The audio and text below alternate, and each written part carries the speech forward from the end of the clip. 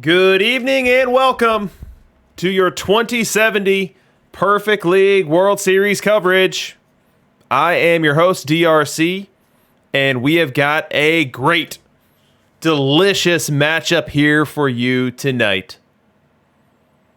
We have got the Berlin Blue Crabs going up against the Toledo Humidity. And in looking at this matchup, I could not be more excited for it. We've got two very, very different teams going at it tonight, and I will break down exactly how they're different in just a moment. But what we're going to do here on this stream and on this broadcast tonight is we are going to do the play-by-play and analysis of the in-game matchups and see wherever those games take us. Last week, we had one take us deep into the night. I want to say it was 16, 17 innings. It was unbelievable. It was the first stream that I've had where I legitimately needed to take care of the vocal cords afterward. Had to do some tea drinking because that 17-inning affair and all of the excitement that went with it was a bit much to handle on the vocal cords. Let us be so lucky tonight. I think it was game one. So Luke 1111 saying he's rooting for a 15-inning game one. I think last week it was game one, wasn't it? That was so crazy. Pretty sure it was.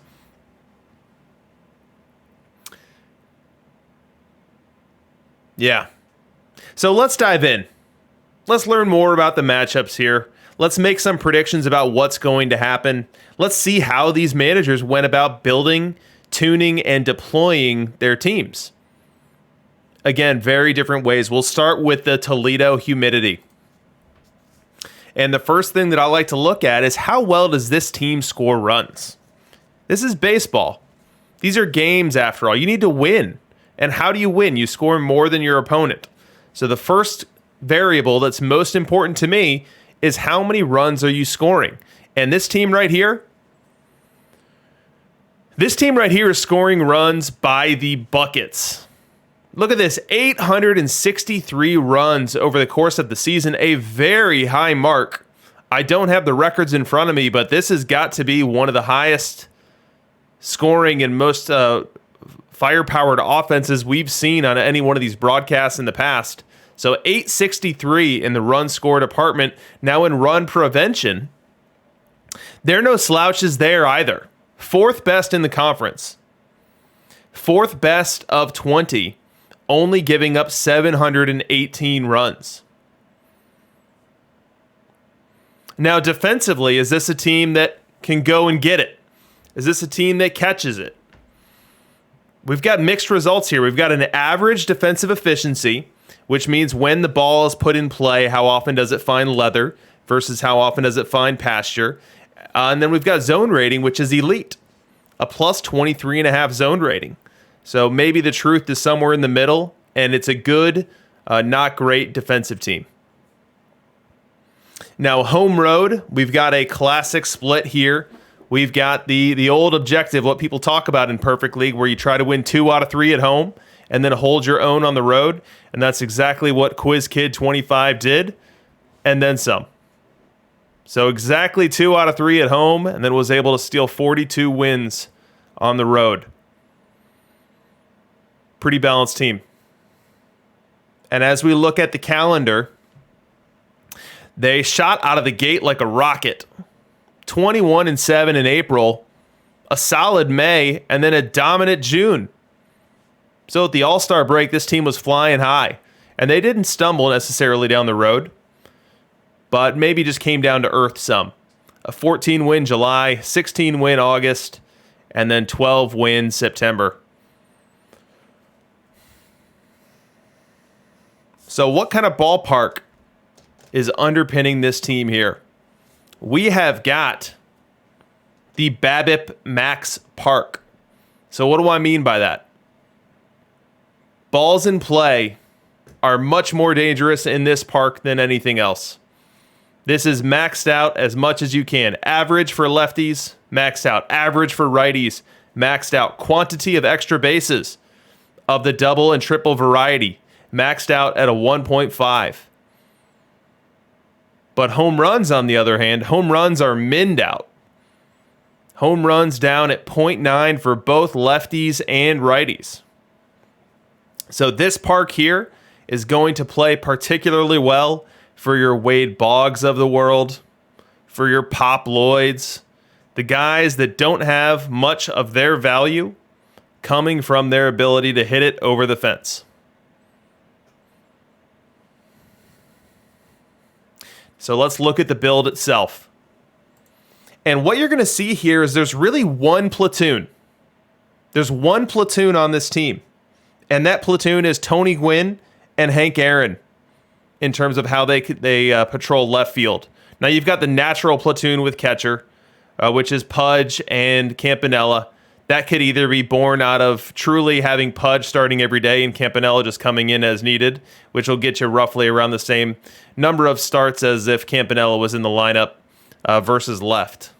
But given that Pudge did start 113 games, I think this could have been a true Pudge every day that he was available type setup, which means there's only one platoon on this entire team, which is not something that we see on these broadcasts very often.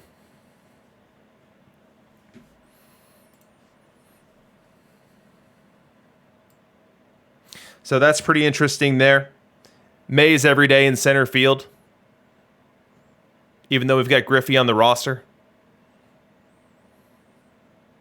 It looks like maybe Griffey did have more of a role during the regular season as we see 46 starts out of him. So it could be that Mays every day was a setting for the last round. We'll see how they play it here in the World Series. Let's talk pitching. There's some interesting decisions here as well. So one of the things that I talk about when we look at these teams and these builds, when we do the Perfect League World Series breakdown, is the Four Horsemen. You know, there are four pitchers that are run as starters by, I'd say, 80 to 90%, maybe even more. And those four pitchers being one of the Maddox cards, Warren Spahn, Pedro Martinez, and then Walter Johnson. The Toledo Humidity are not subscribing to that as being the optimal build. They have bumped Walter Johnson to the bullpen. So Walter Johnson did not start this year. In fact, he did not get a single start, but rather he logged 102 downright dominant innings out of the bullpen. 2.11 ERA, 12.5 K per nine.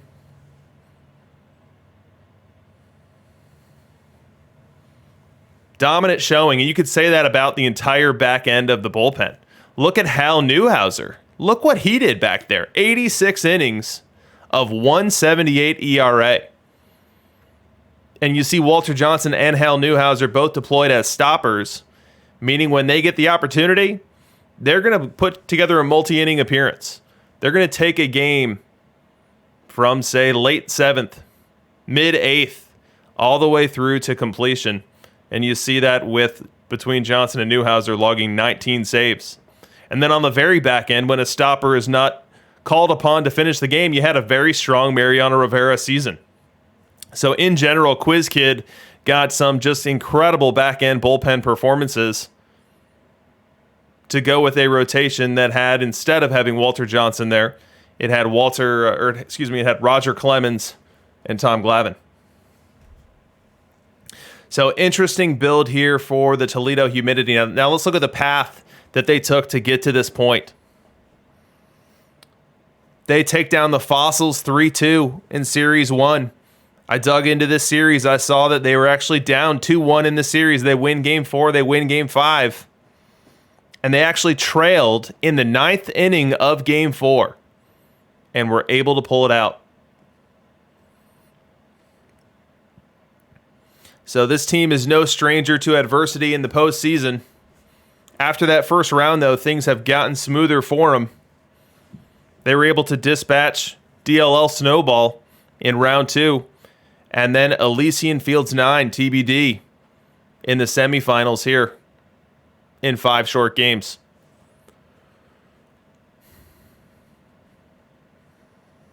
Now let's talk history for a second. Quiz Kid 25. They've been rocking this team since the 2030 season.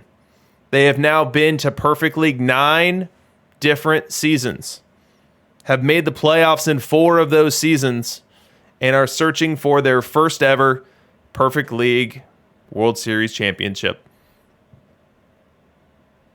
Will it happen tonight? Well, we will find out in short order, but before we do that, let's look at their opponent tonight. Let's look at Jay Modenhall's Berlin Blue Crabs. We will follow the same path. So whereas the Toledo Humidity were running up the score all season long, that was not what made the Blue Crabs tick. They were below average in their conference, only 11th in run scoring, with 771 to cross the dish over the course of the season. But they got it done a different way, only allowing 641 runs over the course of the season, good for first in the conference, good for 130 run differential over the course of the season, an elite number. And they did it with the leather. First best defensive efficiency rating of .72, very elite number there to go with a strong 5.4 zone rating as well. So definitely a team relying on pitching and defense, no doubt. And now here is where we have something that we've never seen to this degree before in the Perfect League World Series. We have a team that was under 500 at home.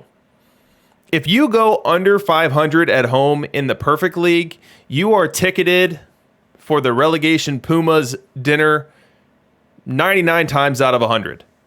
It is just too difficult to win on the road in Perfect League to survive this occurrence frequently. But Jay Modenhall got away with it this week. 40 wins at home to go with 51 on the road. 51 wins on the road. I've never seen a number that high. Have never seen it. An incredible performance on the road there. And it sets up a great matchup for this series tonight. We know that Quiz Kid was great at home, average on the road. And we know that Jay Modenhall's average at home, great on the road. So what's going to give tonight? What is going to give tonight? We will find out. As we look at the calendar for how this season unfolded for Jay Modenhall, you had a very much middling first half of the season. Looks like if you add these 4 months together, we're looking at right at 500. 1 game over. But then they turned it on. July, 16 wins. August, even better, 19.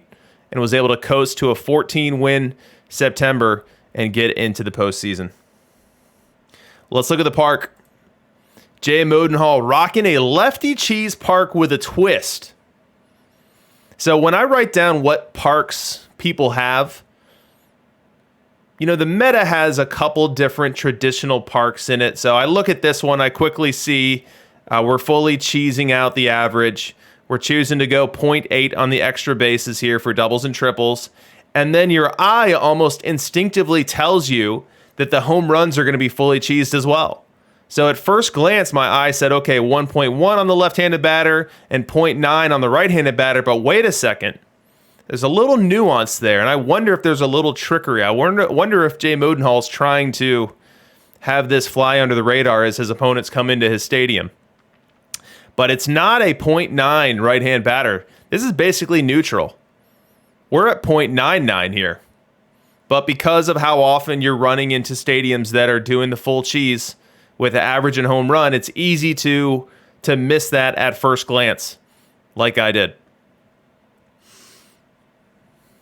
So righties are going to be home run neutral at home. Lefties are going to be boosted. And then lefties are also going to be boosted in the average, whereas righties are going to be completely nerfed out. Jay Modenhall in the chat. Oh. Let's talk players. Okay, so we know the Humidity are not platooning anywhere, really. They had 1 platoon. Well, the Berlin Blue Crabs are platooning everywhere they can. We've got Boggs and Lajoie in an effective platoon, where you have Lajoie playing first base, Boggs playing first base versus right, Lajoie playing third versus left, and then Hornsby playing both ways and sliding over as needed. You have Griffey and Mays doing a traditional platoon in center field. And then you've got Pop and Belanger doing an effective platoon as well, where Pop plays second versus right, and then Belanger comes in to play short versus left, and then Ozzy swings from short to second, depending. And then add that to the classic Pudge Campanella platoon as well. So two very different builds from an offensive perspective. Let's get into the pitching. And here in the pitching, we have an all-lefty rotation. All-lefty rotation here. Headlined by Warren Spahn, who had an excellent year, logging 36 starts, an incredibly high number, 240 innings, and a 3.05 ERA. Pettit not bad, Glavine not bad. Sale a little bit more on the rough end with a 5 ERA. We see that the back end of the bullpen was Walter and Pedro. So the teams are similar in that Walter is deployed in a stopper role type, but Pedro is also doing that for the Blue Crabs. We see that Pedro logged 140 innings to Walter Johnson's 112. We also know that there's a new Eric Gagne in play here, so no regular season stats. Let's see postseason stats for Gagne. That didn't work for me. Here we go. Gagne has gotten in 4 innings here in the postseason and has done well within them. Gagne pulled yesterday, says Mr. J. Modenhall. All right, now let's talk path. We've got just 1 minute here before the action gets underway. And from a path perspective, the Berlin Blue Crabs had just about as easy of an early afternoon as you can have. 3-0 in the first round. 4-0 over UOK in the second round. But things got more than a little bumpy in the semis. They won in 7, which doesn't even begin to scratch the story that was that series. This, my friends, is the classic reverse sweep. The Buckaroo Bokai win game 1. They win game 2. They win game 3. I'm sitting over here planning for my show notes, putting together my team previews. And when I see a team down 3-0, I start preparing for the team that's up 3-0. That's not what happened. That is not what happened. We have Jay Modenhall pulling out a 5-4 victory in Game 4, pulling out a 2-0 shutout in Game 5, and then in Game 6, he finds himself losing in the 8th inning and is still able to pull that game out, setting up a Game 7 5-2 victory, sending them on to the World Series.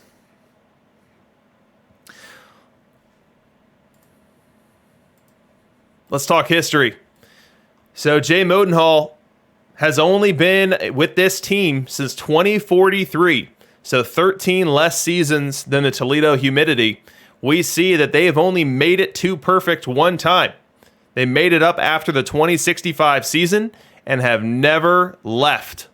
5 seasons in perfect, 5 trips to the playoffs, and here tonight are looking for their first Perfect League World Series win. So it is time to load up a sim, guys. It is time to get this party started. But before we do so, we need everyone in the chat.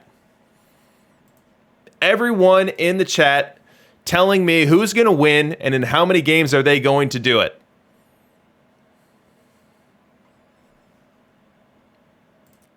Who's going to win this one, guys? You guys put all that into the chat while I am loading up our Game 1. But we have got a good one tonight. I love it when we have teams that are built very differently. Completely different approaches from a deployment perspective in terms of platoon to, or not to platoon, in terms of how the rotation is crafted and created, in terms of the ballparks that we're seeing. These teams are very, very different from one another. But which team's going to win? Let's see what's in the chat. Let's see what's in the chat. J Mod in 4, Crabs in 6, Humidity in 6, the Blues in 6. I'll assume the Blues is the Blue Crabs. Crabs in 6, DRC in 6, as always. Yuka, as loyal as they come. TBD in 5, Crabs in 6, Humidity in 5, Crabs in 7. Lots of 7s here. Crabs in 7 with a reverse sweep. Could you imagine back-to-back rounds with reverse sweeps? That would be something. Pattern recognition tells the Joker it's going to be Humidity in 4. Zozu's got my back as well. A fellow Toledoan, so Bailey out of the park here. Rooting for a fellow Toledoan. 7-game series where the road teams win every game.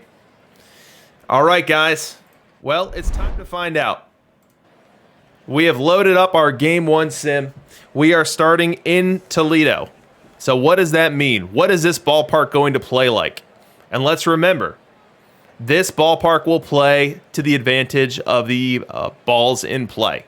Balls in play that are not going over the fence. Average for lefties and righties is maxed out.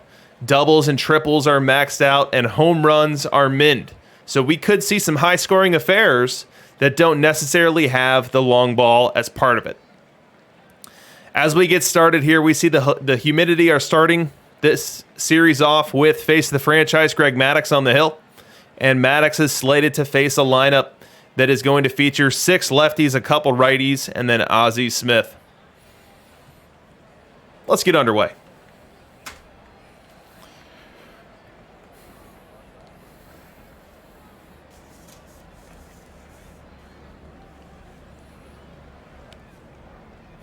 First batter, Tony Gwynn, and he'll walk here on a 6-pitch walk.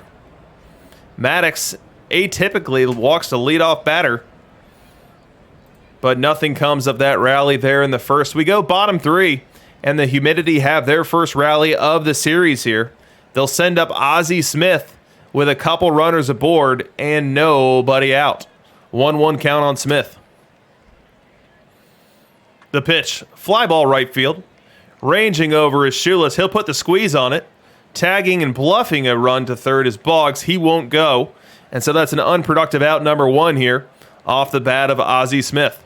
The good news for the Humidity is that the lineup turns over now, and we send up Ty Cobb. Ty Cobb's worked himself a full count. There's 1 away in the inning. The pitch. Swing! And a miss. Strike 3. Big strikeout there for 100 historical legend Greg Maddox. Facing a tough customer in Ty Cobb, especially in this ballpark. If Cobb makes contact in that situation, some big time potential for damage, and Maddox avoids it there. Nothing comes of that rally in the third. We now move to the 5th, and the Humidity look to start a new rally, still facing Maddox. They'll send up Wade Boggs to lead off this inning. The pitch. Line drive left field. Leaping and not making the grab is Tony Gwynn. Boggs will head to second. He's not going to stop there. The throw to third. Not in time. We'll call this one a triple, but certainly a misplay in left field by the Berlin Blue Crabs, Tony Gwynn, as he at first came in on the ball, only to see it sail right over his extended right arm and go all the way to the wall. Here in the bottom of the 5th, the Humidity faithful have their first reason to cheer here in this series. Very next batter, Ivan Rodriguez, steps up. The infield for the Blue Crabs has come in as we're facing Pudge Rodriguez. Maddox comes set and delivers. Fly ball to center, about medium depth. Griffey will make the grab. Here comes the throw to the plate. He's going to try to score. Not in time. Wade Boggs crosses the plate, giving the Humidity their first run of this series and breaking this 0-0 tie. We now go bottom 6. Maddox still in the game. Shoeless Joe aboard. 1 away for Nap Lajoie. 1-0 count on him. The pitch. That ball's crushed. Deep center field. Heading back and fielding it off the wall is Griffey. That'll be a 1-out stand-up double for Lajoie. Shoeless Joe heads on over to third on the play.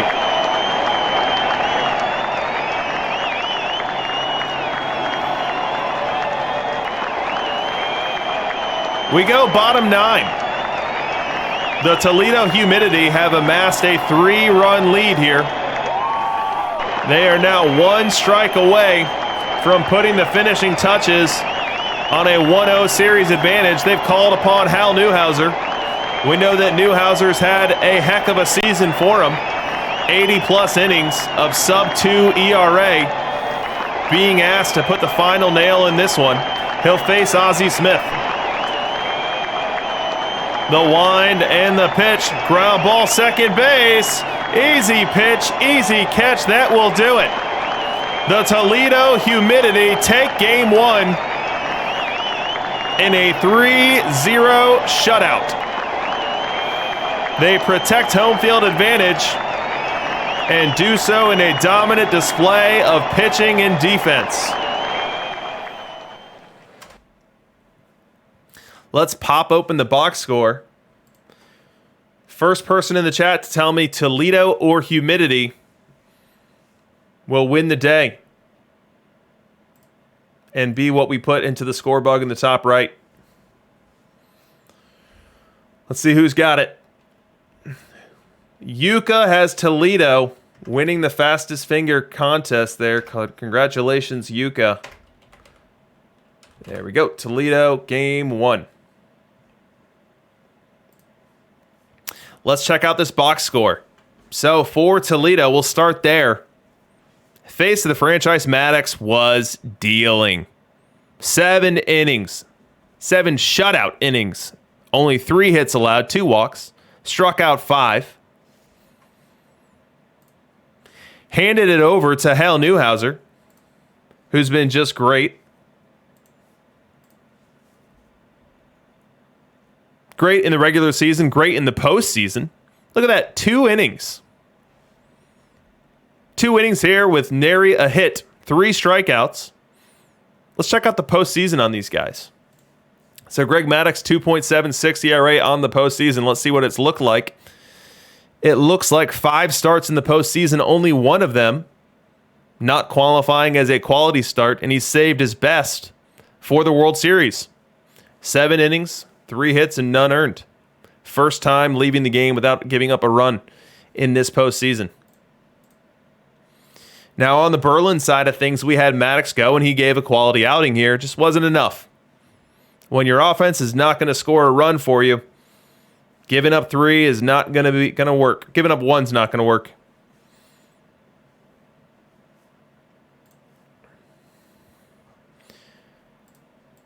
So we've got 5 minutes here before game number 2, and we can set up the matchup for it. Berlin will be sending out Warren Spahn, whereas Toledo sends out Pedro Martinez. Now, Warren Spahn is rocking one heck of a postseason ERA. Let's see what he's been up to. So we see in that first round series win over Brooklyn, he goes 8 2/3 of shutout ball.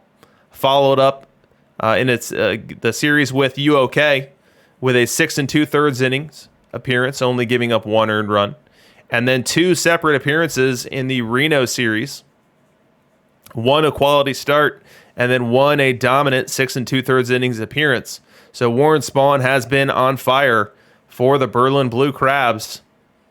Does he have what it takes to even this series up for Berlin? Now let's remember, Berlin Blue Crabs, they were incredible on the road. A .630 win percentage on the road in the regular season. With that being your team strength, with that being something that you hang your hat on, You definitely don't want to lose both games on the road and then have to have that pressure put on you at home when that's not where you saw success in the regular season.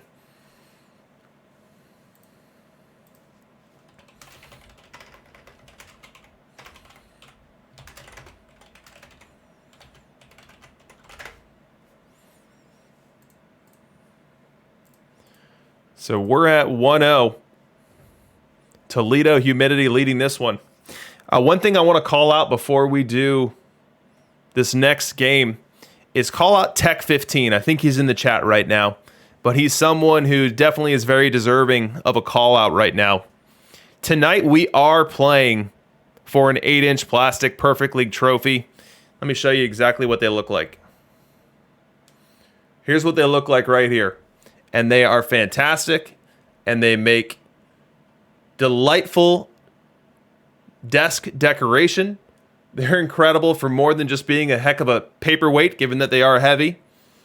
And Tech 15, the owner of the Osgood Senators, who won each of the last 2 weeks, in his generosity, is foregoing the back half of his trophy haul so that someone tonight can win one instead.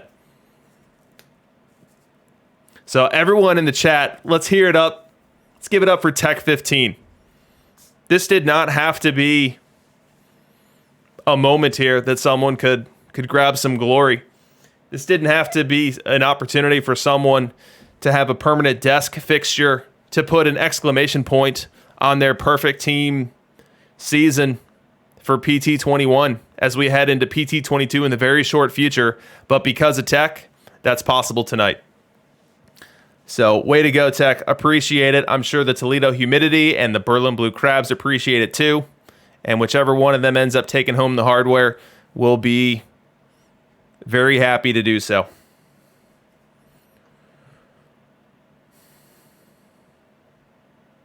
All right, we are 1 minute from game number 2. Now, for a ballpark which has such high batting average on ball and play park factors, we had a very low-scoring game 1. It would not shock me if we saw a bit more run scoring here in game 2.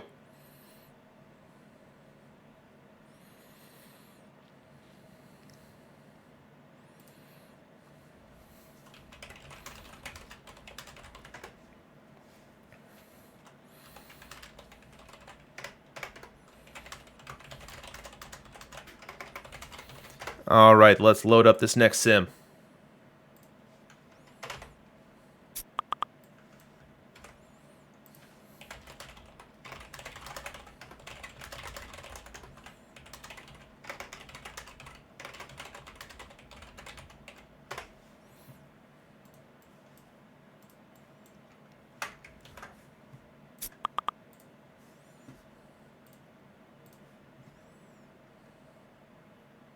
Has either of them won before? No, Tech 15, they have not. The Toledo Humidity have been imperfect for 9 weeks, and they have been unsuccessful in pulling down a Perfect League trophy. The Berlin Blue Crabs have been here for 5, and they are also searching for their first. I might need to close Slack. It's fantasy baseball draft season, which makes my Slack just explode, and I don't know how in midstream here to remodel where that sound goes so that you guys don't get bothered with it. We'll see if it goes away. All right, game 2 sim is in.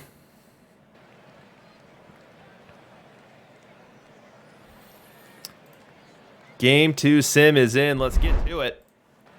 And we see starting this one for the Toledo Humidity is face of the franchise, Pedro Martinez. He's also going to face off against Tony Gwynn. Now, remember, Tony Gwynn, he walked to lead off game 1, didn't end up scoring. But let's see if he can turn that same trick here in game number 2.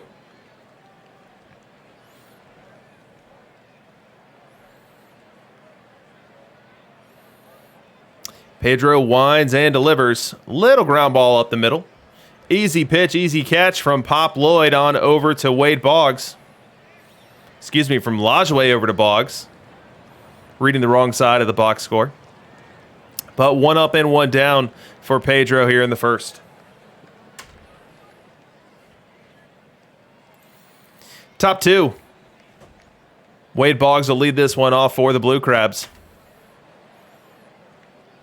Wind and the pitch. That ball's belted deep right field. It might be. It could be. It is. A game-tying home run for Wade Boggs, giving the Berlin Blue Crabs their first lead of the series, their first run of the series, and their first hit of this game. We go bottom 4. Humidity looking to even things up, and then some. They've got Willie Mays aboard. Into the batter's box comes Rogers Hornsby. And this is an excellent opportunity for us to use the matchup analyzer, which we didn't even get an opportunity to use in game 1.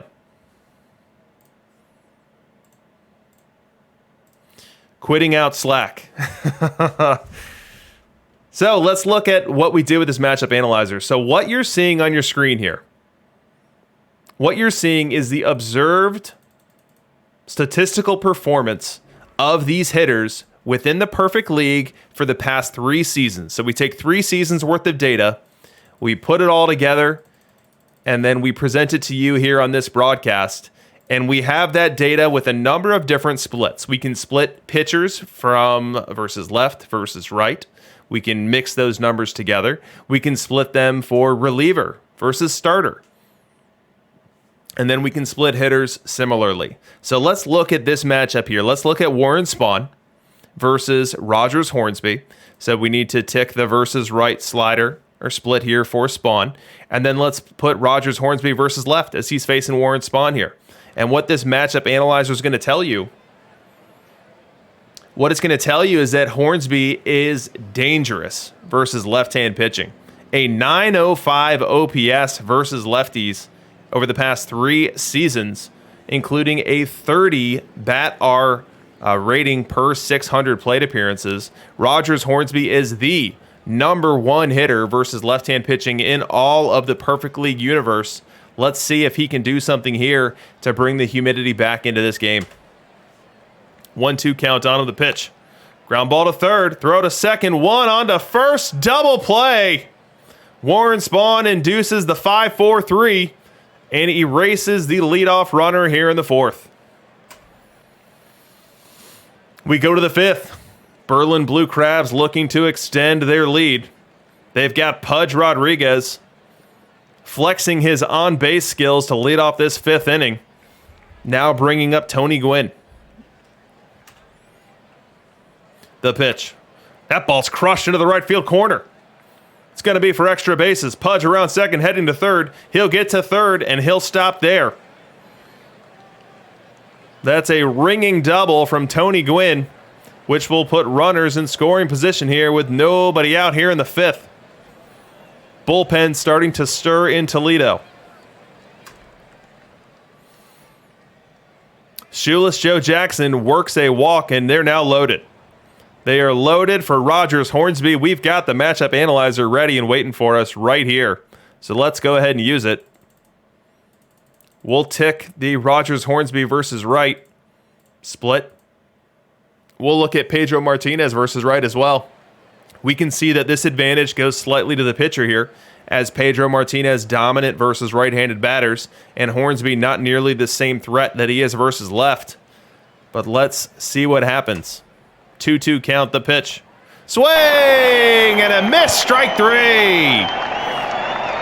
Pedro Martinez throws a nasty circle change at 83 miles an hour, having Rogers Hornsby swing right over the top of it. Very next batter, Ty Cobb.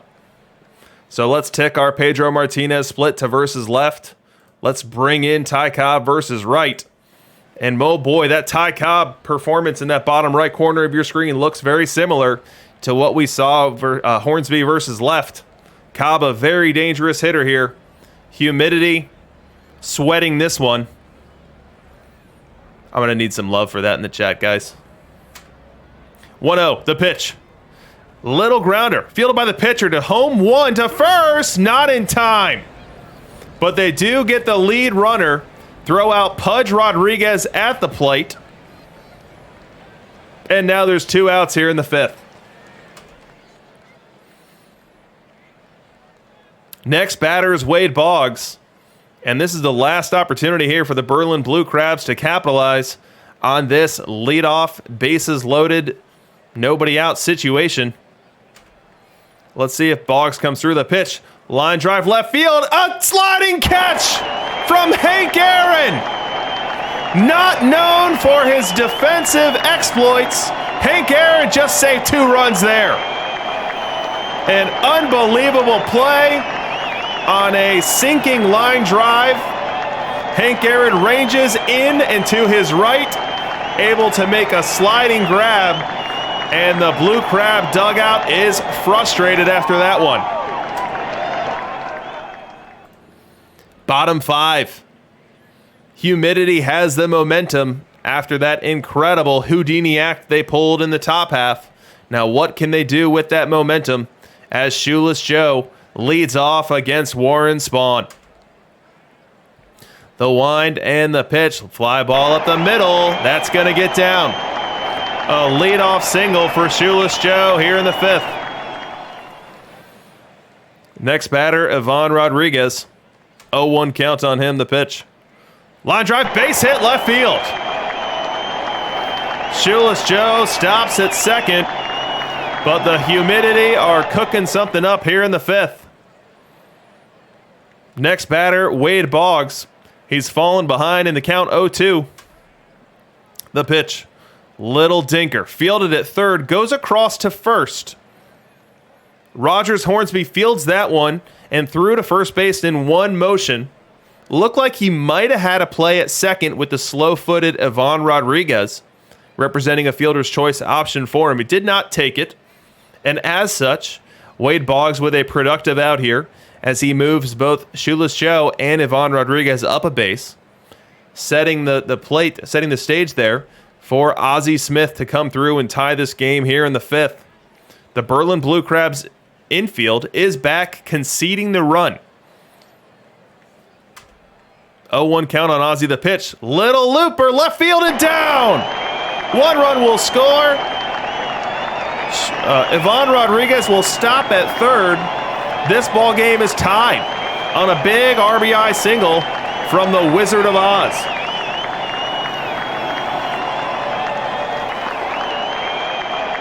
Hank Aaron steps into the box, and the crowd is not sitting down for this one. No.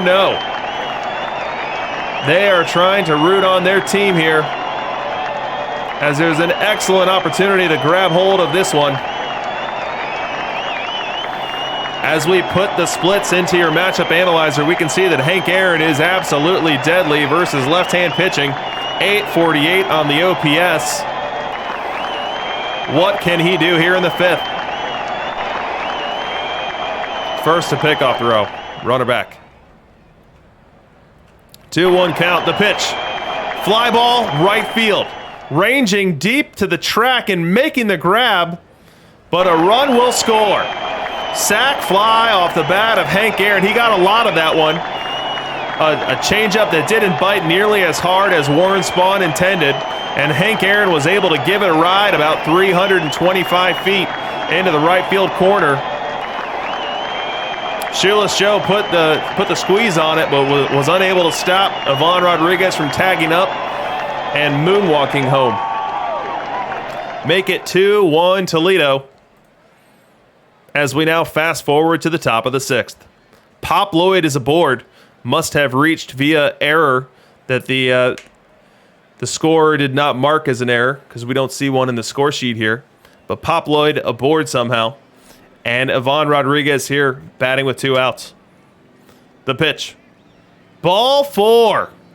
Pedro Martinez starting a rally the worst way possible. You get Griffey out to lead off the inning. You get Ozzie Smith out right behind him. And then in succession, you allow Pop Lloyd and Ivan Rodriguez to reach. Which brings up Tony Gwynn. 2 strikes on Gwynn. And with that, the humidity fans come to their feet, trying to help Pedro Martinez out of this jam. 1-2 count the pitch. Ground ball to Pedro. He'll field it. He'll throw to first in time, ending the inning. The Toledo Humidity preserve their lead as we now fast forward to the top of the 7th. Aboard is Ty Cobb, great base runner. 2 outs, though, and Boggs at the plate. We've had a pitching change. Gone is Pedro Martinez. Into this game comes Walter Johnson. Now, we know from our setup that Walter Johnson had an incredible season as a stopper for the Humidity. He is being asked to be a stopper here, protecting a 1-run lead. 2-0 count the pitch. Runner trying to steal. Throw down to second. Not in time. Ty Cobb takes second base and is now in scoring position with Boggs at the plate. Given the disparity in how good of a hitter Boggs is versus how good of a hitter Griffey is, temptation to walk Boggs here. We'll see if Walter Johnson gives Boggs anything to hit. Full count the pitch. And that's exactly what he does. A 6-pitch walk for Wade Boggs, which will put Ken Griffey Jr. into the catbird seat for this rally here in the 7th. Now we'll use our matchup analyzer to show you just what to expect. Ken Griffey, a hitter in the way that he can take the ball over the fence, 441 slugging. So a home run heavy value that he provides a team. But let's remember this ballpark is a very difficult park to take one out in. It's more of a park for the punch and Judy hitter that is making contact and using his speed, which is not the type of ball player Ken Griffey Jr. is in this game. 1-2 count. The pitch. Ground ball up the middle. Fields it, takes the short throw to second. And that's going to end the Berlin Blue Crab half of the 7th.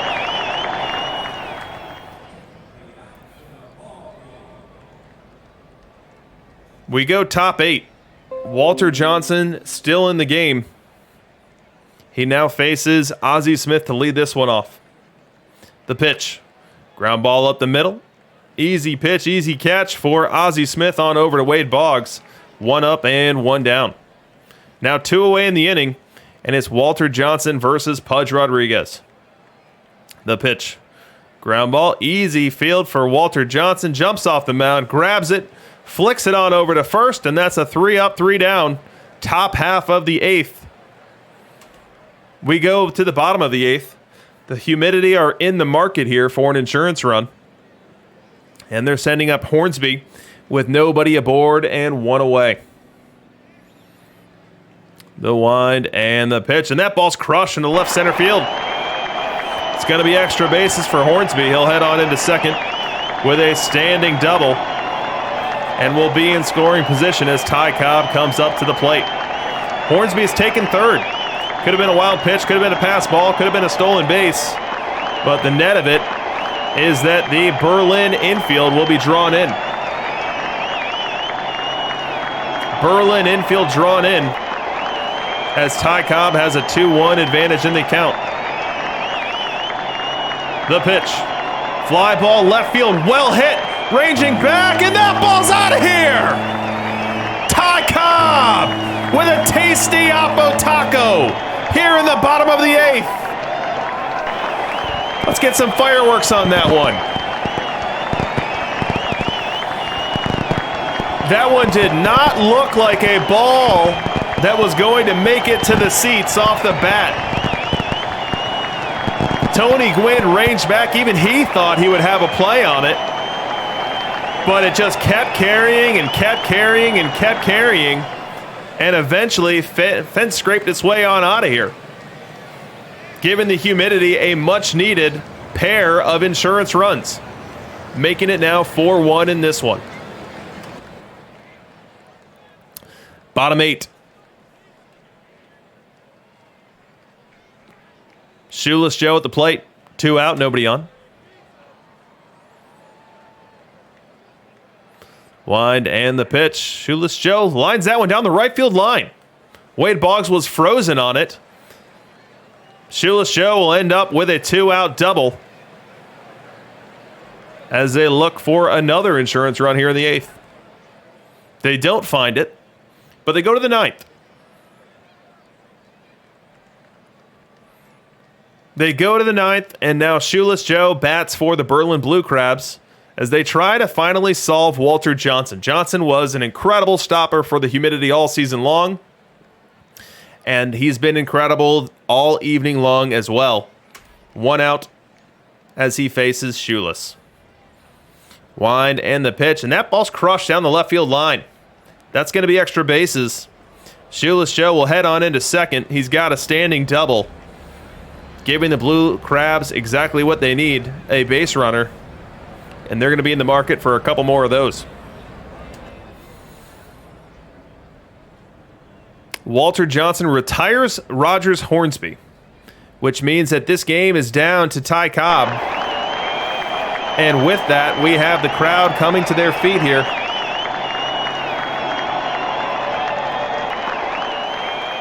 Two out and Ty Cobb in the batter's box. Walter Johnson looking to put the exclamation point on this one. The pitch. Fly ball up the middle, base hit. Shoeless Joe will hold at third, no need to push it. His run not quite as important as those that would follow him, so he'll stop at third base. But Ty Cobb has, for now, extended this game, at least a batter. And that batter is Wade Boggs. He's worked himself a 3-1 advantage in this count. He represents the tying run. The pitch. Ground ball to first base. Fielded. Fielded by Boggs. Takes it to the base. And that's going to do it for Game 2. That's a 4-1 victory for the Humidity, equaling their margin of victory from Game 1. They go 3-0 shutout, then 4-1 performance in Game 2, and will carry a 2-0 series lead into Berlin. Let's get some fireworks. Some fireworks happening out beyond the left field bleachers here in Toledo. These Ohioans really love their baseball.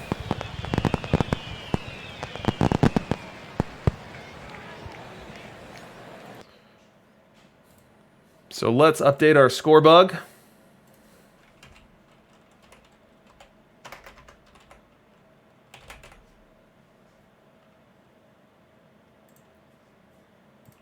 And look at the box score. We've got 10 minutes before we have another game sim in, so we can take our time with this one. But again, we have Toledo's pitching being the story of the game. Pedro Martinez only giving up 1 run in 6 innings and then turning over to his stopper. Now, we saw it in Game 1. In Game 1, the stopper was Hal Newhouser, and Newhouser shut it down in the 8th and 9th. In this one, they ask even more of Walter Johnson. They ask him for 9 outs, and boy, does he deliver. 3 innings pitched. He did allow 4 base runners, but none of them scored. And look at that ERA. He's got a 0 ERA. How many innings are we talking about in this postseason with a 0 ERA? Look at this. He has pitched in every series so far and has not allowed a run. It's not a ton of innings. My head math tells me it's just over 9 here. Maybe 10 2/3. 10 2/3 innings, though. And only 4 hits allowed. Quite the postseason run for Walter Johnson in a very high leverage role and responsibility.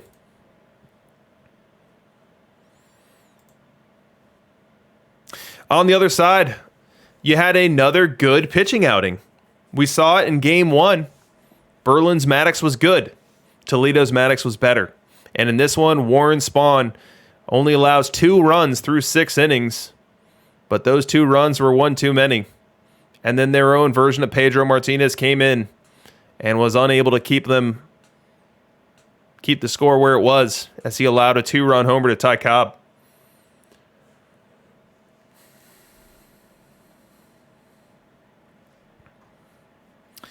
All right, so let's set up games 3, 4, and 5. We're moving to Berlin, which means we are moving to a lefty-favored park.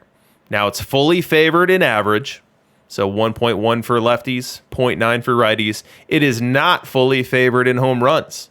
It's 1.1 for lefties, but 0.99 for righties. So as far as the long ball is concerned, it's going to play pretty much like a neutral park for righties. All right, let's look at some data from Perfect League this week. Now, who were our best hitters? Well, it should be a surprise to no one that Shoeless Joe not only was the best, but was dominant. 27 bat R. And so for people unfamiliar with what that metric means, it's short for batting runs. And we are displaying it here as a rate stat. So how many runs are purely coming from your bat? So we're not talking about base running. We're not talking about defense. We're just talking purely from the production, from the singles, doubles, triples, home runs, walks, strikeouts, everything you do with your bat. How many runs is that equivalent to over the course of the season? And with Shoeless Joe here, we see that's 27 runs over neutral, 27 runs over average. And that is carried by a 322, 380, 514 triple slash line. Now, dissimilar to weeks past, we have Wade Boggs as our number 2 hitter. He's normally in the team photo for sure, but normally not quite this high. We normally have Ty Cobb or Rogers Hornsby. One week we had Barry Bonds. But this week we've got a very strong performance from Wade Boggs, although not too dissimilar to what Ty Cobb and Hornsby did themselves this week, with a strong week of Tony Gwynn just behind them.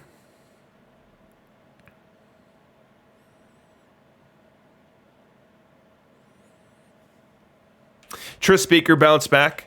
It was either last week or the week before that we had Tris Speaker turning in a negative bat R season for the first time. And he has righted that wrong with a strong 6.7 this week. Gehrig strong. Barry Bonds with a bit of an off week for him. We've had Bonds at the top of this list before. Didn't quite click for him this week. Chuck's got it. Speaker and Connor bouncing back. Connor at 2.0. Still less than I would have expected him to be at, but Connor's kind of been hanging out down there for a couple weeks now.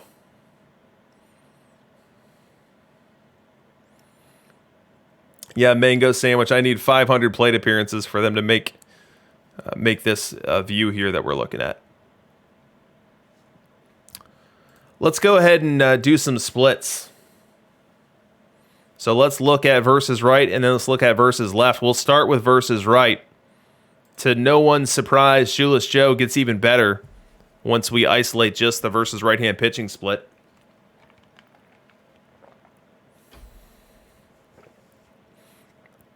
.31.7 on the bat R. We see that Cobb, Gwynn, and Boggs all in line there. And then we have a collective grouping there of Speaker, Bonds, and Gehrig. Guys that are mostly platooned only, mostly deployed only against right-hand pitching. Connor down at 6'8", a little disappointing there. And our first right-handed batter is all the way down here. So 1 through 9 or so, all lefties. But 10 and 11 are righties. And they come in the form of Rogers Hornsby, who is just above water here at 0.1. And then Nap Lajoie slightly below it at negative 2.3.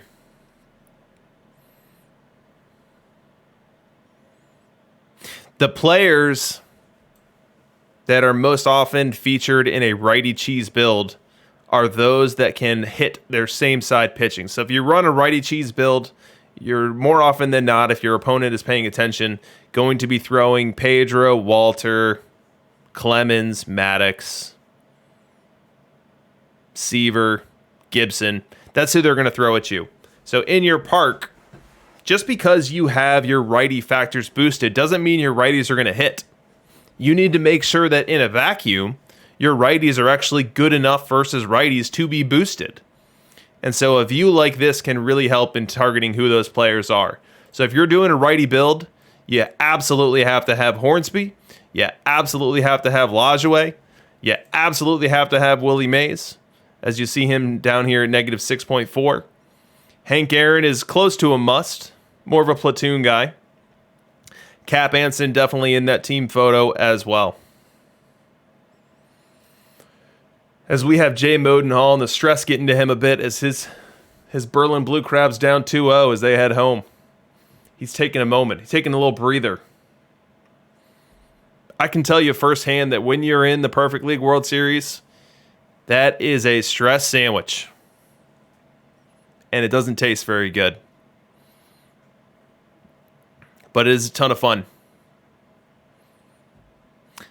I was able to win one and I was able to lose one. And honestly, the one that I lost, I deserve to lose because I screwed up some things along the way. Yeah, with Slibbard's on it in the chat here. Reverse sweep. He's no stranger to that. The Berlin Blue Crabs reverse sweep their way into this World Series, dealing a very difficult blow to the Reno Buckaroo Bokai, as the Reno team was up 3-0, and the Blue Crabs clawed their way all the way back, including being down in the 8th inning of Game 6 and still finding a way to win that game. Crazy Katie on her way back to perfect. Congrats and kudos to you. If anyone else is in the chat heading up to perfect next week, let's hear about it. What league did you win, and who'd you beat to get here? And what's your plan to be on this broadcast next week?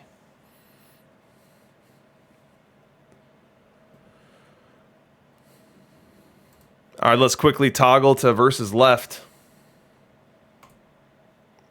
And as we toggle to versus left, you see Hornsby shoot up right to the top of this. We saw it in game number 2 as we flashed his statistics versus left-hand pitching. By far and away, the best hitter in all of Perfect League versus left-hand pitching. And Shoeless Joe, surprisingly, is number 2. Now, it shouldn't be too surprising given that Shoeless is the best card in the game, but left on left is still a very difficult task. And Shoeless is darn good at it.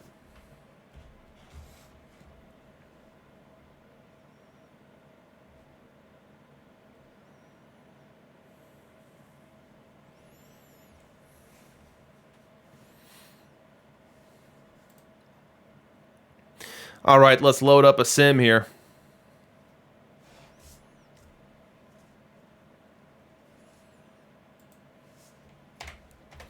Let's see what happens. This is a big game for Jay Modenhall and his Blue Crabs. You do not want to go down 3-0, even if you've got the muscle memory to survive.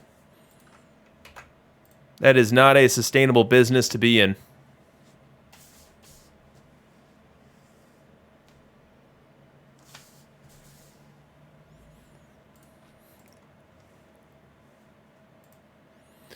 All right, sim not quite ready yet. We'll give that a minute.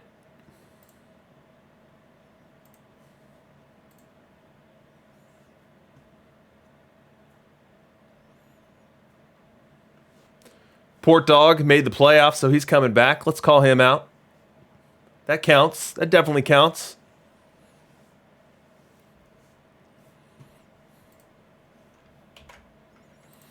My team will be ghost shipping outside of the DLL next week. So it is my hope that I look up on Sunday and see myself in that same boat.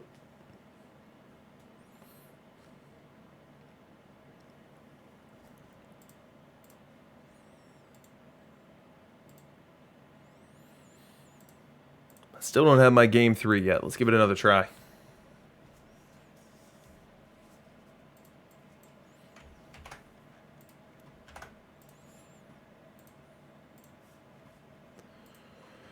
Let's go Blue Crab, says Crash SF Giants. Some TBD camaraderie there being displayed. Oh, buddy. Oh, buddy. We have got a Game 3 sim ready to go. Get some Oscar music for it. Oscar clapping. Let's get back to it. Let's get back to it. All right, so what do we have here? Let's set up this game. We've got Andy Pettit on the hill for the Berlin Blue Crabs. And he's facing a lineup that's going to have 5 righties and 3 lefties in it to go with Ozzie Smith. Now, given that this ballpark plays pretty neutral from a righty power perspective, there is some vulnerability there. Pettit gives up a lot of contact to righties. And in this park, we'll see if he has to pay for it. He'll face this or start this game off facing Hank Aaron. 1-1 count as we start game 3. Very high stakes in this one for both teams. Fly ball left field. Ranging over is Tony Gwynn. He'll put the squeeze on it. And we are 1 batter in, and we've got 1 out here in game 3.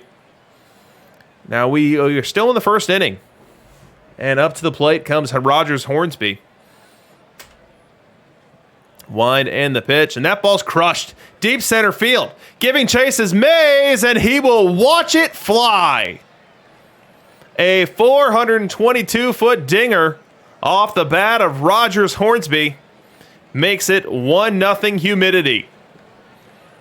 An early shot across the bow. We go bottom 3 now. Berlin Blue Crabs still looking for their first hit. They've found their first error already.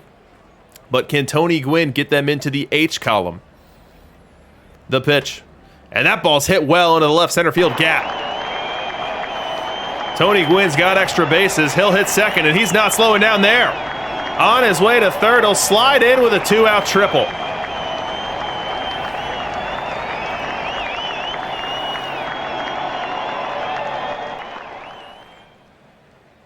Nothing comes of that rally there in the third. We go to the fourth.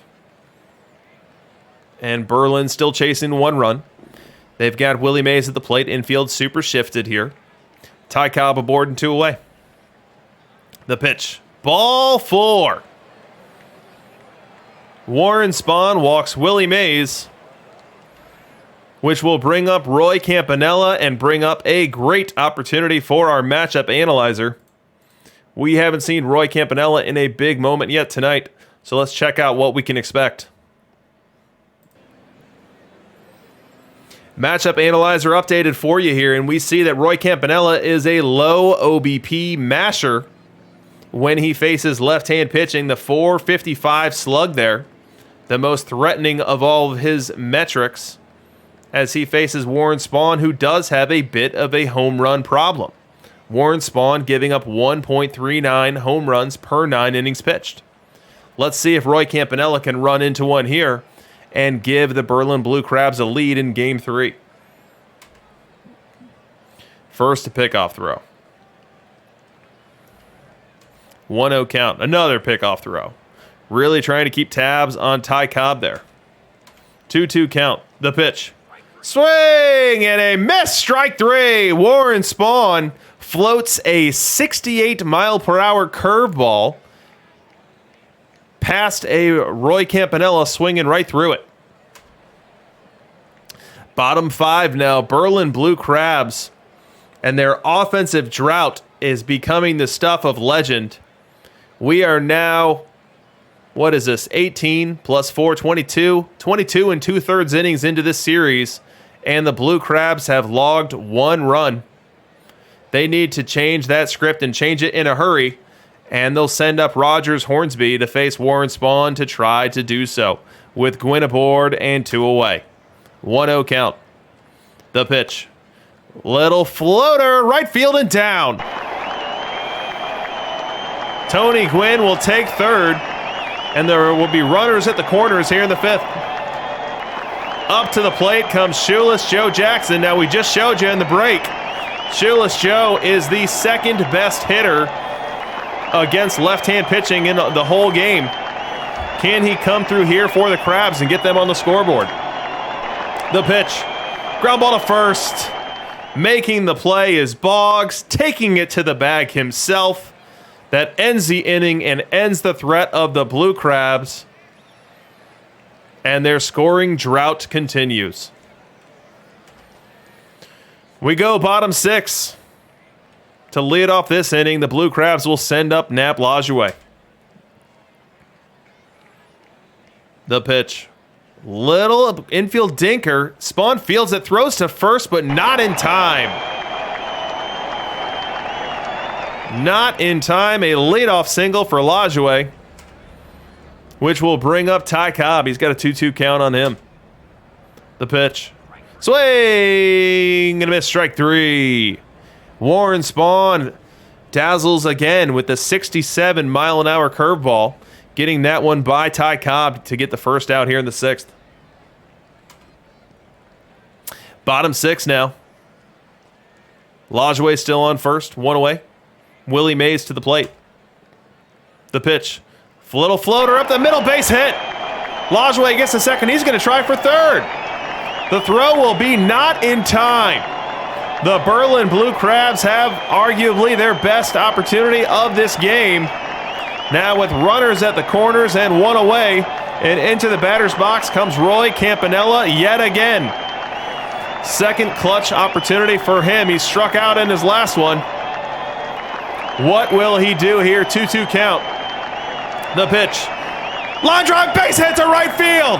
Lajoie scores. Around second, heading to third is Mays. He will be up and safe. And the runners are now at the corners in a tie ball game. Roy Campanella comes through to tie this one up. Ozzie Smith now to the plate. 2-2 count on him. The pitch. Swing and a miss, strike 3. 3 strikeouts in this game for Ozzie Smith, and this one very poorly timed as the infield was conceding the run if Ozzie was able to stay out of the twin killing. Up comes Mark Belanger, the worst hitter in Perfect League. Let's see what he can do here in a big spot. The pitch. Little grounder to second. Goes over to first in time, and that will end the threat. Berlin Blue Crabs do strand a couple, but most importantly, they dent the score sheet for the first time in this game and are now tied up 1-1 as we head to the 7th. Pedro into this one for the Blue Crabs, and he'll face Ivan Rodriguez to lead off this 8th inning, full count.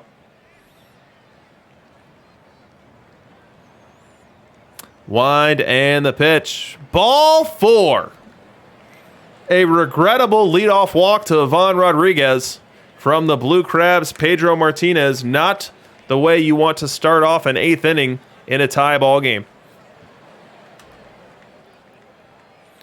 Next batter is Wade Boggs. 1-1 count on him. The pitch. Little blooper third base. Making the grab is Nap Lajoie. That'll be 1 away. Next batter, Ozzie Smith. The pitch. Ground ball up the middle, could be 2 to second, 1 to first, double play. Ozzie Smith and Mark Belanger team up to erase the Humidity's top of the 8th. We go bottom 8. The Berlin Blue Crabs looking to untie this one. Lajoie will be the first person they send up, and look who he's facing. He is facing the same Hal Newhouser that shut down the Blue Crabs in Game 1. The same Hal Newhouser that logged 80-plus innings of sub-2 ERA during the regular season for the Humidity. 3-1 count. The pitch. Ball 4. A leadoff walk for Lajoie, and the fans love it. Next batter, Ty Cobb. Tough matchup for him. 1-2 count. The pitch. Swing and a miss, strike 3. A 77-mile-per-hour change of pace out of the hands of Newhouser was too much for Ty Cobb to handle. And that is the first out of the bottom of the 8th. Very next batter, up comes Willie Mays.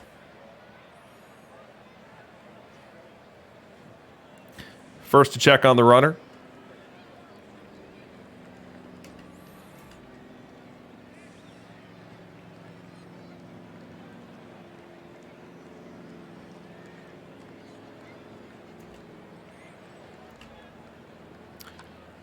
Grounder to short, could be two to second, one to first in time, double play. It's not another stranded runner, but it is a double play that wipes out the Berlin Blue Crabs in their half of the eighth. We will now head to the ninth inning, still tied at 1. Pedro still in the game for the Blue Crabs, facing some tough customers here for the humidity. He'll start it off with Hank Aaron.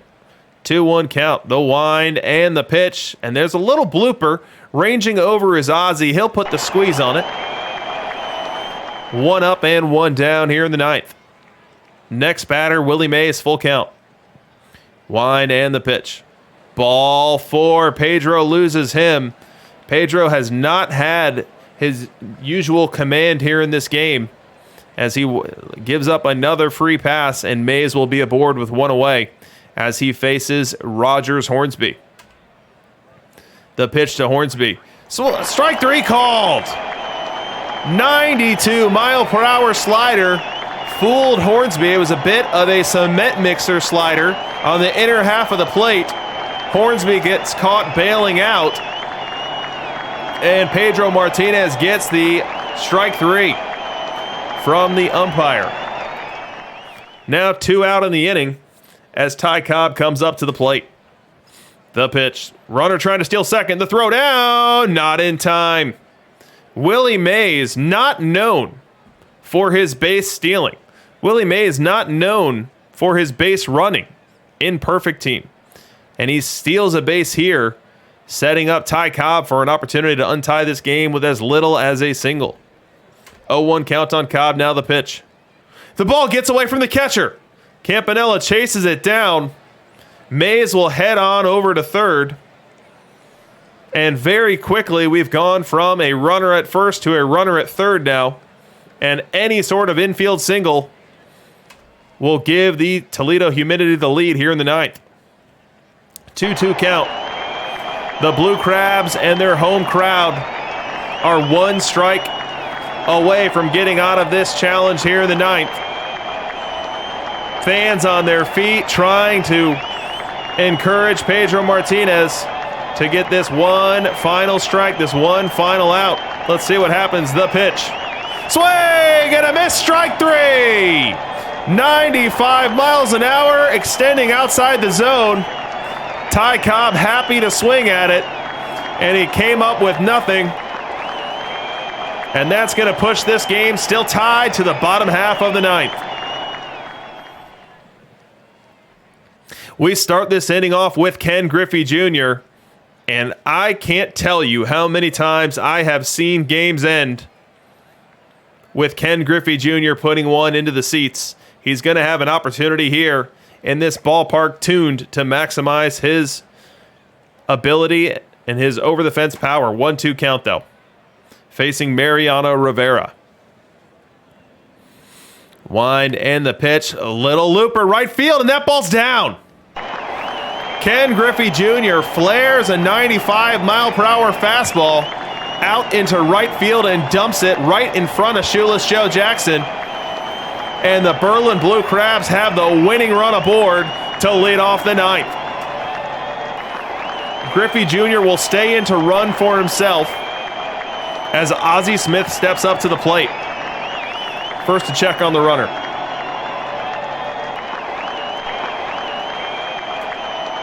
1-2 count. The pitch. Swing and a miss, strike 3. Ozzie Smith goes down swinging on a 99-mile-per-hour heater from Mariano Rivera. 1 away in this inning. Up comes Mark Belanger. 3-2 count on him. The pitch. Little flare center field. Long run. In comes Mays and makes a diving grab in center field. An unbelievable effort from Willie Mays. Keeps Belanger off of first. Keeps Griffey stapled to first. And that is the second out in this ninth inning. Tony Gwynn will now bat with Griffey still aboard. Griffey still at first. Now 2 outs in the inning.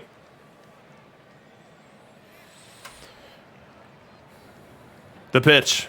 Fly ball. Deep left field. Mays gives him a right chase. Can't get there. That ball's off the top of the wall. Heading to third is Griffey. He's going to be sent home. Here comes the throw to the plate. Not in time. Ken Griffey Jr. slides under the tag of Ivan Rodriguez. And Tony Gwynn has walked it off. The Berlin Blue Crabs have cut the series deficit to 2-1. Ken Griffey Jr. doesn't need a pinch runner. He'll touch them all himself.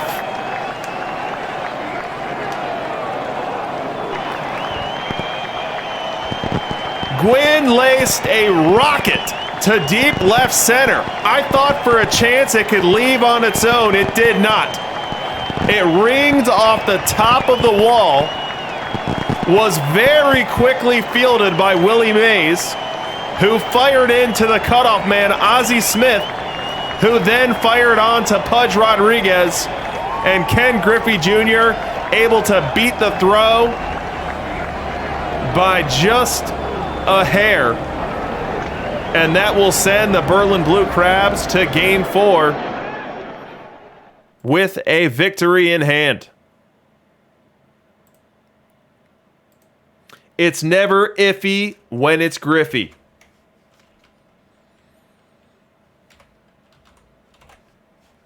So let's officially give Berlin Game 3, and let's load up Game 4, as the sim should be waiting there for us. Oh my goodness, this series is already awesome.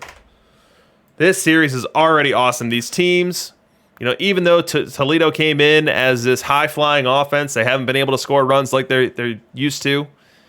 So we've had some defensive and low-scoring games. We get a walk-off in Game 3.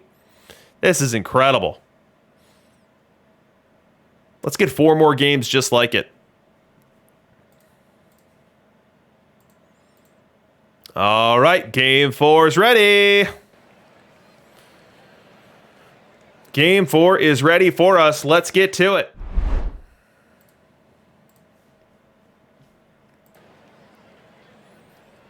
Let's get to it. Make sure I didn't miss anything critical in the chat here. We've got a lot of TBD and some kidneys emotes. Gotta love that.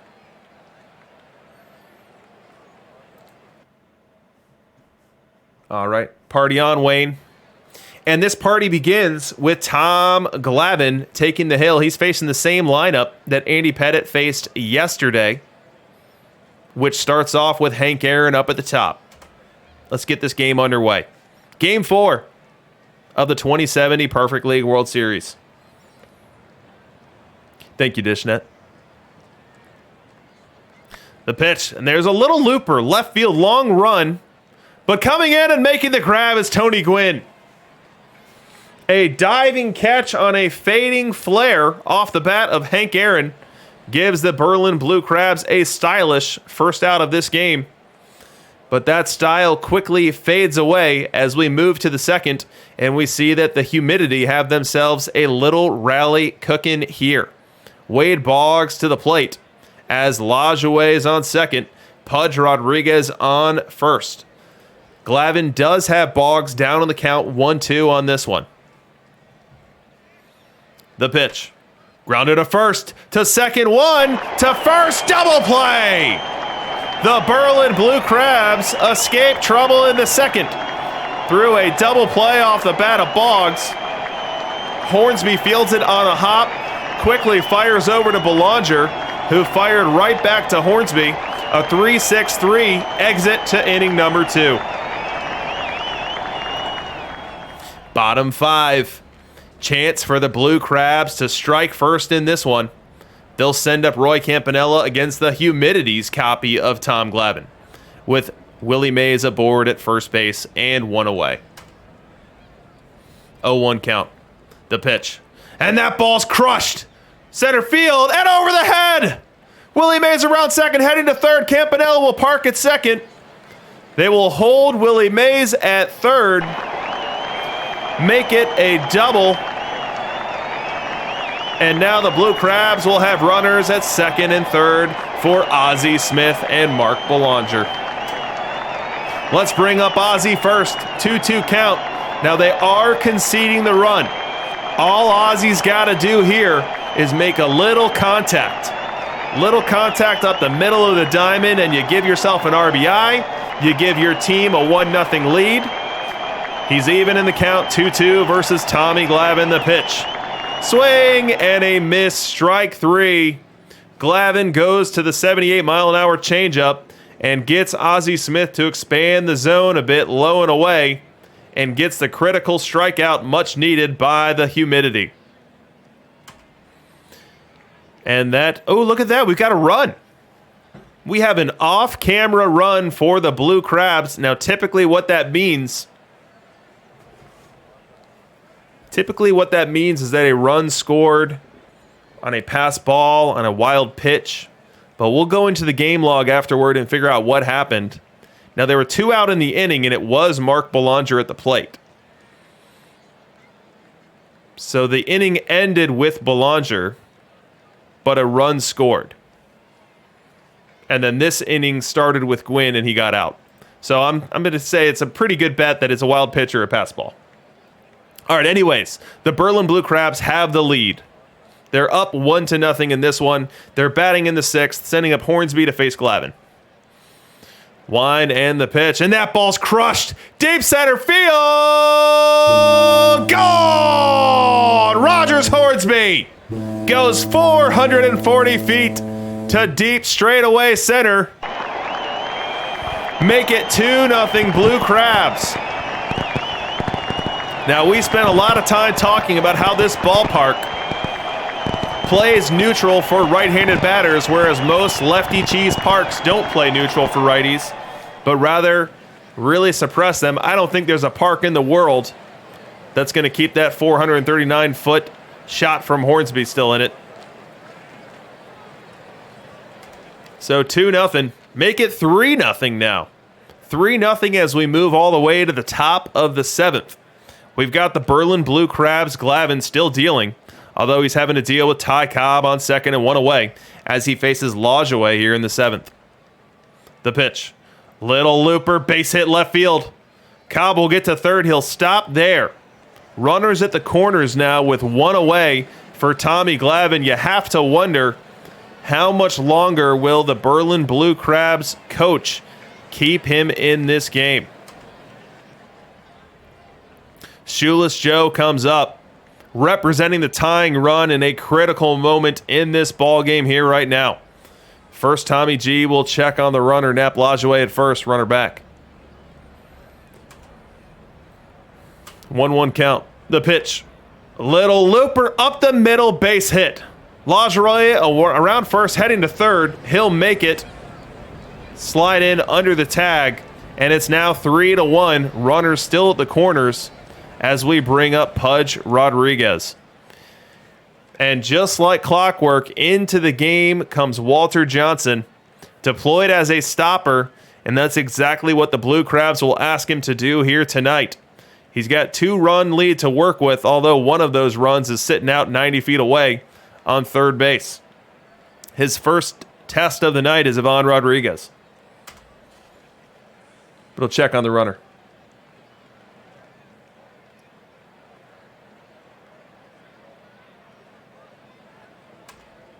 One-two count. The pitch. Little blooper, giving chase and making the grab. No runners able to advance there. That's 2 away. Next batter, Wade Boggs. Full count on him. The pitch. Ball 4. They are now loaded. Perhaps intentionally there. You don't really want to face Wade Boggs in that spot when you have the option to face Ozzie Smith, who steps in now versus Walter Johnson. The pitch. Little blooper.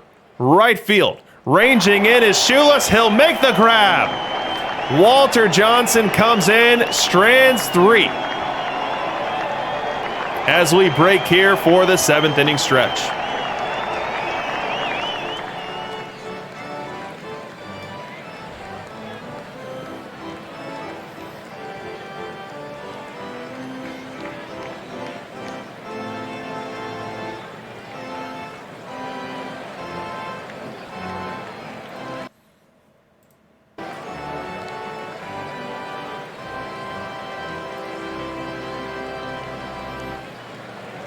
Some delightful organ playing there we get to enjoy. We go bottom 7 now. Crabs still rocking a 2-run lead, looking for more. They send up Ozzie Smith here with Mays aboard and 1 away. Facing the humidity, Walter Johnson, and Ozzie gets into one. Deep right field, gone! Ozzie Smith turns around a 74-mile-per-hour hang 'em and bang 'em curveball, and he puts that 8 rows up. Make it 5-1 Blue Crabs.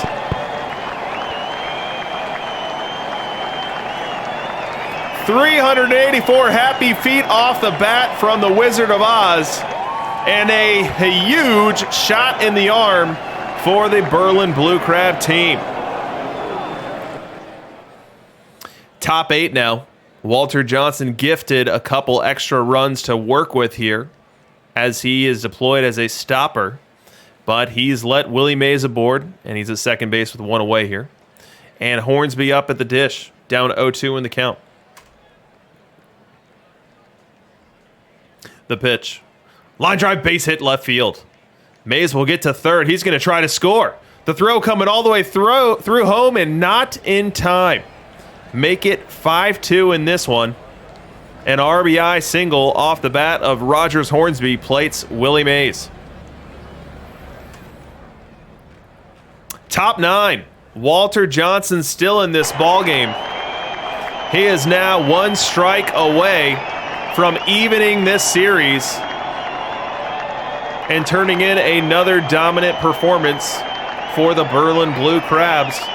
He's got 2-2 count on Wade Boggs, who is the last hope for the humidity. The wind and the pitch. Line drive up the middle, base hit. Base hit for Wade Boggs to extend this one.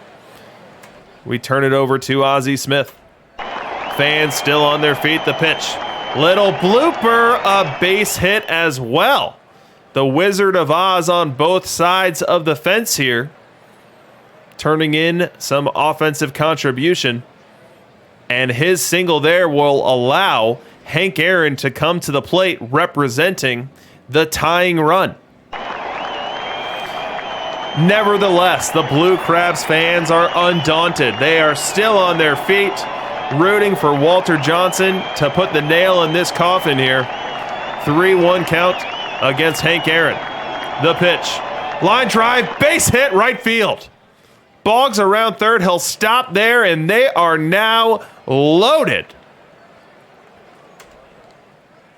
Drama here in Game 4. Willie Mays to the plate. He represents the winning run. Boggs on third, Wizard of Oz on second, Hammer and Hank on first, and Walter Johnson has allowed 3 consecutive base runners, but is being given the vote of confidence from the dugout. They're saying, Big Train, it's your game, buddy. Go get this last out. Get us into the clubhouse. Even this series up. 2-2 count to Mays. The pitch. Swing and a miss, strike 3. 96 miles an hour on the gun, and enough to blow it right past Willie Mays. The Berlin Blue Crabs have evened the series at 2. If you thought you were getting a quick series tonight, you were sorely mistaken. Someone tell Dishnet to go put a pot of coffee on, because this one's going the distance. Crash SF Giants has a great memory. This series doesn't start until you win a game on the road, or until you lose a game at home. You can say it both ways, but it's true either way. So let's look at the box score. Tommy Glavine pitching both ways here, and he does a better job for Berlin. 6 1/3, giving up 1 earned. 5 strikeouts on the high end for him. Turning it over to Walter, and Walter got a little dramatic there in the 9th, but he was able to keep the damage down. Able to strike his way out of some trouble. 5 strikeouts in 2 1/3. On the other side there, you have the same exact combo, Glavine to Walter. It's just the home pairing did it better. Who wore it better? The Berlin Blue Crabs did, at least in this game, as their Glavine and Walter outdid the Toledo versions of the same cards. So that sets up a huge Game 5.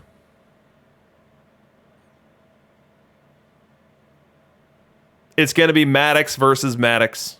A repeat of the pitching matchup in Game 5 or Game 1. Who's going to win this game? Who is going to win it? Let us find out right now. Sim should be ready for us. Let's go pull it down. And let's party like it's 1999.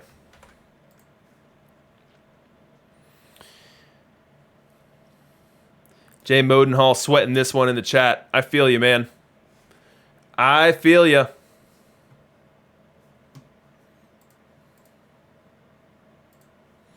Let's see who wins Game 5. This is a huge one. The pivotal Game 5. And we've got a bit of an audible being called here. Now, we'll wait to see if this is a legit audible or if this is the use of the opener-follower mechanic or if this is the use of the batter face max mechanic. We will see.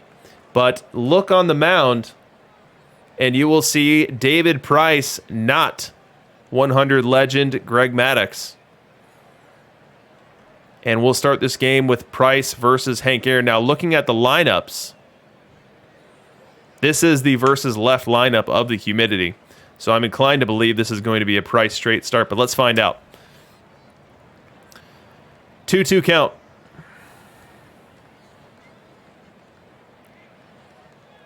Wind and the pitch. Strike 3 called. Berlin Blue Crabs start this one in style, with David Price breaking off a slider that gets Hank Aaron caught looking, and the home fans love it. Let's go to the 4th. Hornsby to the plate. Way ahead in the count, 3-0. Price still on the hill. It was a legit straight start. The pitch. Oh, and that ball's crushed. You can forget about it. Upper deck shot from Rogers Hornsby. You do not see balls hit to that part of this ballpark. A monster shot from Hornsby that puts the humidity on the board here, 1-0 in the 4th inning. We go bottom 6. Berlin looking to strike back. They're facing the humidity's face of the franchise, Maddox, who dazzled them in Game 1. He's trying to repeat the feat here, and through 5 2/3 innings, he's done just that. But he faces Rogers Hornsby now, with Shoeless Joe aboard and 2 away. The pitch. Line drive, base hit left field. Shoeless Joe will stop at second, but this 6th inning rally just became a bit more interesting as the Blue Crabs now have the go-ahead run aboard as they send to the plate icy cold Ty Cobb. 2-2 count on Cobb, fans on their feet. They want this one to pitch. Line drive up the middle, failed it at second, throw to first in time. That will end the inning. 2 runners will be stranded, and the Berlin Blue Crabs will head to the 7th, still looking for their first run of this ballgame. Bottom 7 time. Blue Crabs back at the dish. They will lead this one off with Wade Boggs versus Maddox. 2-0 count on Boggs. The pitch. That one's crushed to the left center field gap, and it will get down. It's going to be extra bases for Boggs. He'll slide in with a double. And the Berlin Blue Crabs, on the 3rd pitch of the inning, start themselves a rally and now have a runner in scoring position. Nobody out. Ken Griffey Jr. to the plate. Hero of Game 3. As his base running proved to be the difference in that one. He now steps to the plate here with an opportunity to use his bat. The pitch. Line drive, shortstop. Fielded and thrown across in time. Ozzie Smith was able to check the runner, Wade Boggs, prevent him from advancing. So even though Griffey got a good piece of that one, good exit velo on that contact there, not able to move the runner or find some pasture with that batted ball. Next batter up, Ricky Henderson. Now he's a pinch hitter. You don't often see in the bottom of the 7th inning the AI choosing to throw up a same-sided pinch hitter here. But who is he batting for? He must be batting for Ozzie Smith. And this is a 1-run game in high leverage, so I guess it makes some sense here. But Ricky Henderson will face the franchise Maddox here with 1 away in the 7th. The pitch. Little blooper, right field. Give me chase and not getting there. And that's going to score the run. Henderson bloops one out to right. Shoeless Joe couldn't get there in time. And Wade Boggs got an incredible read off the bat. Was able to break on contact and easily score the tying run. Jay Modenhall with a gutsy call to bring in Ricky Henderson this early in the game, and it pays off as we are now tied up, and we've got the best base runner in baseball history at first base representing the go-ahead run. Pop Lloyd at the plate. Into the game comes Hal Newhouser. Not a good matchup here. We should probably show it. We should probably show this. People want to see. People want to see how good is Pop Lloyd versus left. That's what we're going to show. We're going to expose how good Pop Lloyd is versus left-hand pitching. Pop Lloyd, 206, 235, 273 on the triple slash. When deployed against lefties over the course of 600 plate appearances, his bat would be worth 51 runs less than a league average bat. Pop Lloyd is not ready for this moment. He is not ready for this moment. Hal Newhouser, in his own right, dominant versus lefties. 2.91 on the FIP. 14K per 9. What's going to happen? This is why you play the game. The pitch. Taken for a strike. The throw down. Not in time. Ricky Henderson takes second base.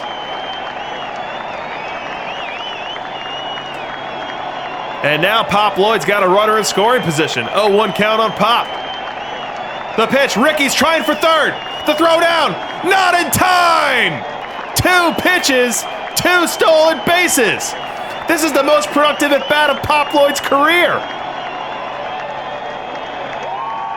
0-2 count now, make it 2-2. Infield for the Toledo Humidity has to come in. They will be trying to make the play at the plate on the off chance that Pop Lloyd can get his bat on this ball.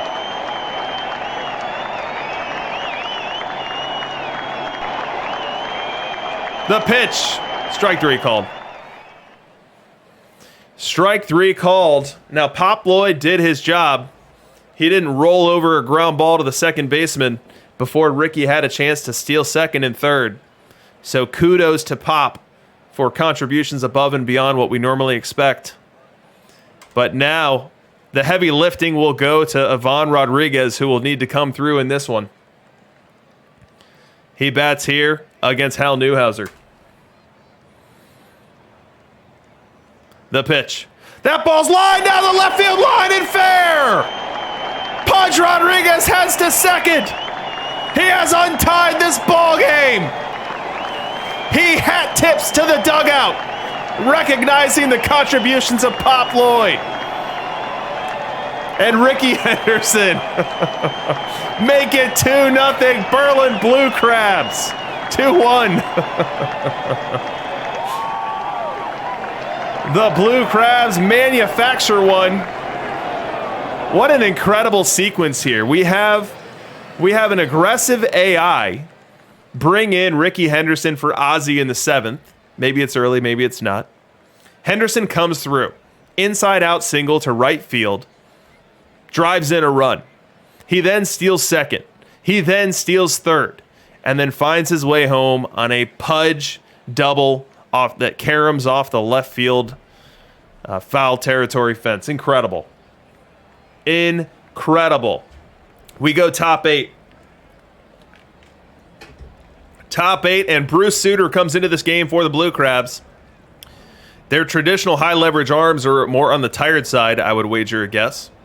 And so that means we're getting Sutter instead of, say, a Walter Johnson or a Pedro Martinez. But we'll see what Sutter can do against Ozzie Smith here, protecting that 1-run lead. And Smith gets into one, but a diving grab in right field. Shoeless Joe Jackson lays out for one. It was a sinking line drive off the bat of Ozzie. He was already shading in shallow, which gave him an opportunity to make a play on this one and keep the leadoff runner from being aboard. 2 outs now. Out goes Sutter, in comes Trevor Hoffman. He'll face Willie Mays. 2-2 count, fans on their feet. The pitch, line drive, left field, base hit. Willie Mays laces a single past Mark Belanger. Belanger reached for it, unable to get his glove on that one, and it falls into left field to be retrieved by Tony Gwynn.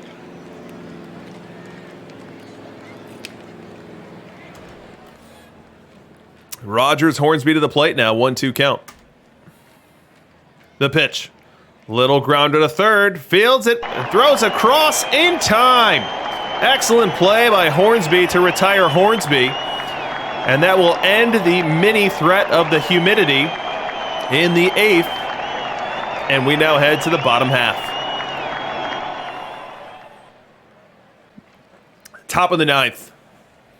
This is why we do these shows, guys. This is why. We're in a 2-2 World Series. 2-2.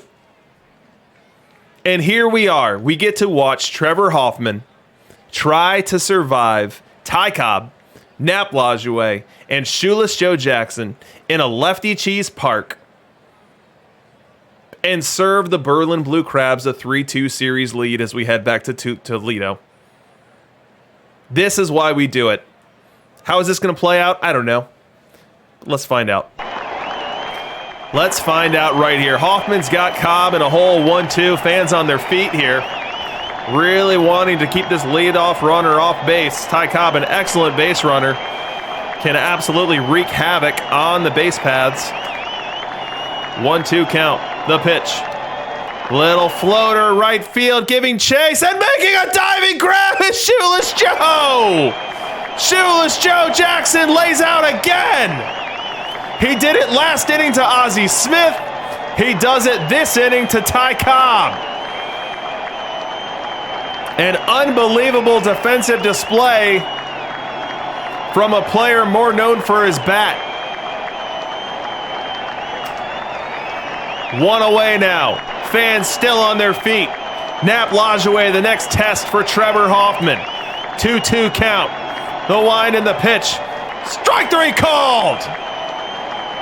Pudge will fire it around the horn as Hoffman gets the call on this 96-mile-an-hour heater on the inner half. 2 outs now. Shoeless Joe to the plate. He's watching the Shoeless Joe in right make plays. Now he wants to make one for himself. 2-1 count. The wind, the pitch. Grounded to second base. Fielded by Pop Lloyd. Throw it over to first. In time. The Berlin Blue Crabs are up 3-2.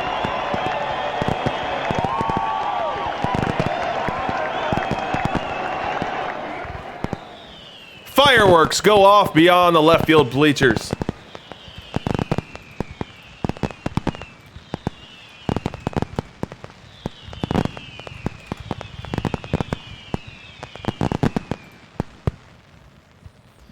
An unbelievably tight ball game, as they all have been in this series. Let's take a look at what happened. Well, we had Berlin do the hot swap at the last minute. We thought we were getting legend Maddox, and we did not. Instead, we got David Price. And David Price, even though he wasn't given the longest hook in the world, pitched extremely well. 5 innings, only 2 hits allowed, no walks, only 1 earned run. And then he hands it over to the pen. Now, Eric Gagne, who Jay Modenhall said he pulled within the last couple days, comes in for a clean inning, mostly clean, a couple walks in there for the 6th. And then Bruce Sutter comes on for the 7th and an out into the 8th. And then Hoffman mirrors that stopper role that we've seen Pedro and Walter Johnson fulfill for the Berlin Blue Crabs. And he has a 30-pitch performance to nail this one down.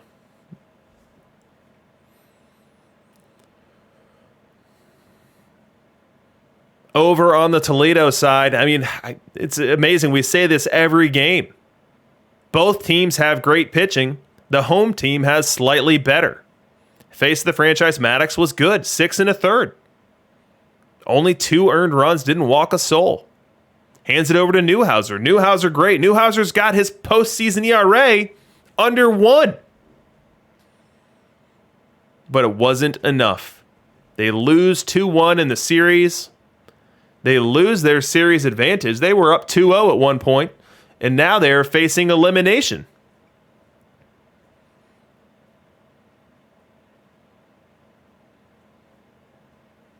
Now they're facing elimination as the Toledo Humidity have to go home and protect home field. So the question we had in the beginning was, what force was more powerful? Was it the Berlin Blue Crabs' ability to win on the road, or the Toledo Humidity's ability to win at home? Well, games 1 and 2 told us that it was the latter. Humidity take game 1 and 2, even though the Blue Crabs were a great road team all season. And then we get to our Berlin games, and we know that Berlin had an under 500 record at home. Toledo was over 500 on the road. But Berlin able to clutch and grab all 3 of those games there. And now we move on to Game 6. What do we have in store for us in Game 6? We are advertising, and we have now learned that false advertising does and can exist.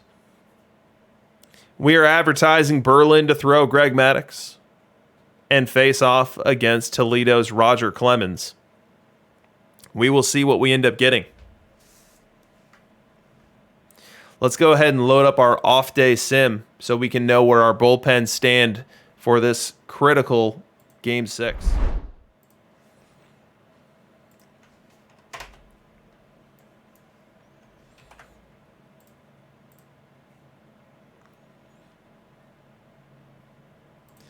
The road team has yet to win a game in this series, and that's what the Humidity fans have to be telling themselves right now.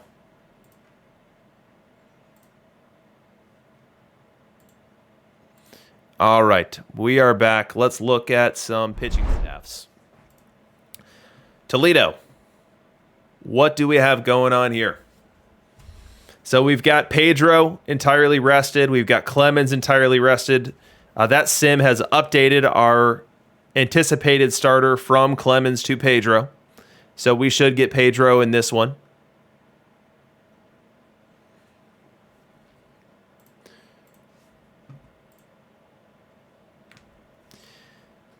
From a bullpen perspective, we don't really have a ton of tired arms. Now, this series has been somewhat low scoring, and those arms that have been thrown have been extremely effective.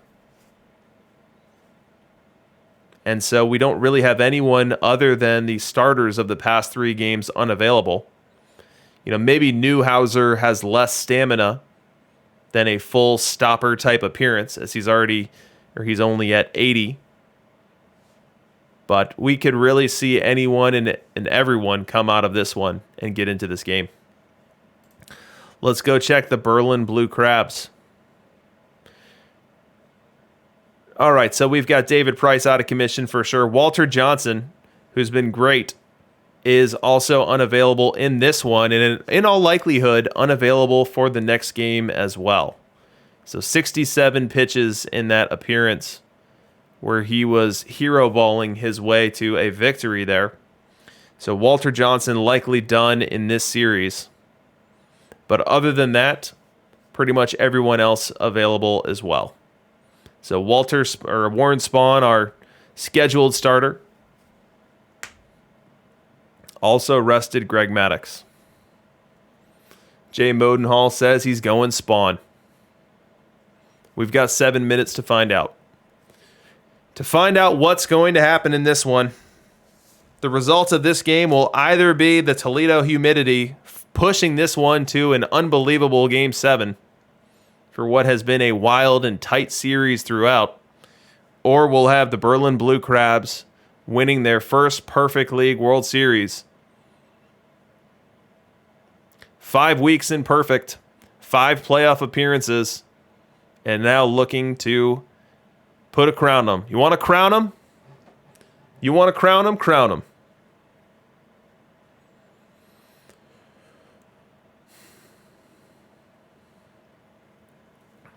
All right, so we looked at hitting before. We've got 6 minutes here. Let's look at some pitching here while Jay Modenhall catches his breath.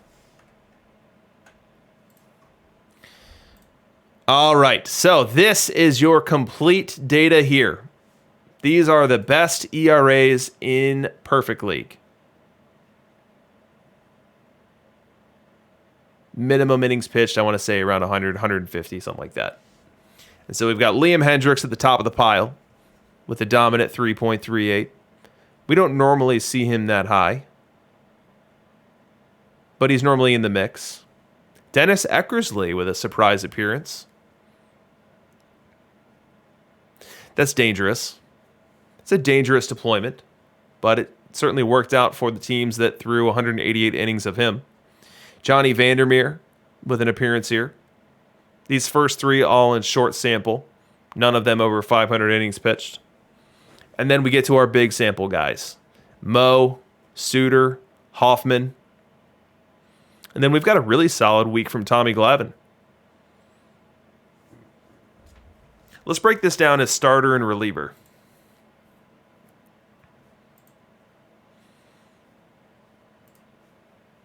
So first, let's look at starters. And we see that in this week, Tom Glavine stands out head and shoulders above everyone else.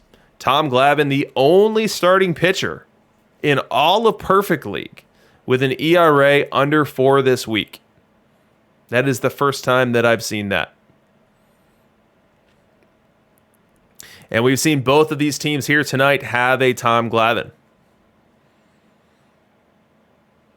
Now, I'll highlight what is typically the Four Horsemen within a rotation. It's normally these 4 guys here, and you see why they're trusted. They make up 5 of the top 8 names here. You know, what's interesting is we have now got a gigantic sample that is telling us that Legend Maddox is better than Face the Franchise Maddox. So this alignment being what it is, where Legend is a couple ticks better, is not an outlier. It's not a mistake. It's not a surprise at this point. That's not a surprise. Jay Modenhall saying that Pettit's better than Glavine. I don't think I would agree with that. I think that both Pettit and Glavine you have to babysit. You got to be real careful about the lineups they see and real careful about the ballparks they see. But both of them can be effective enough. I've had more long-term success with Glavine.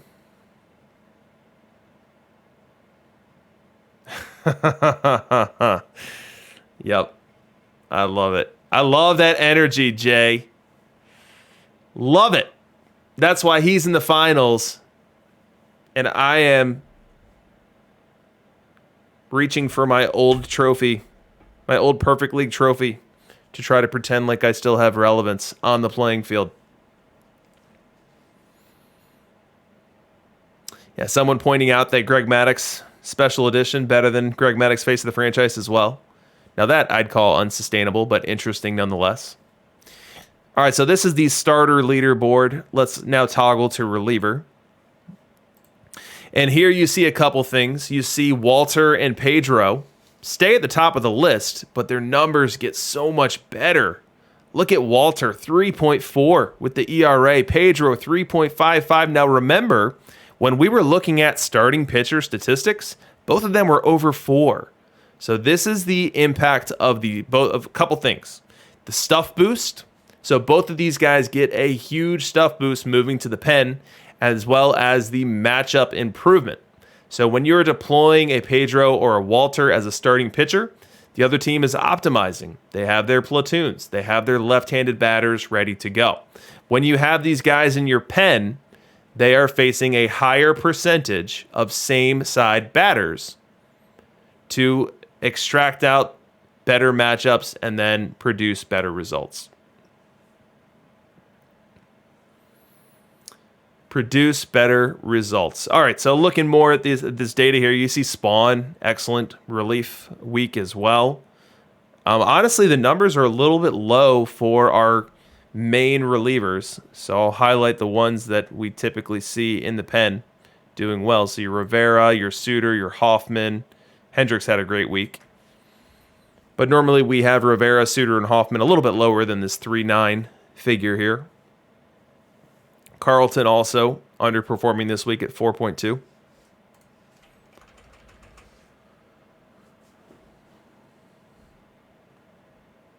Tech 15 dropping some knowledge on the chat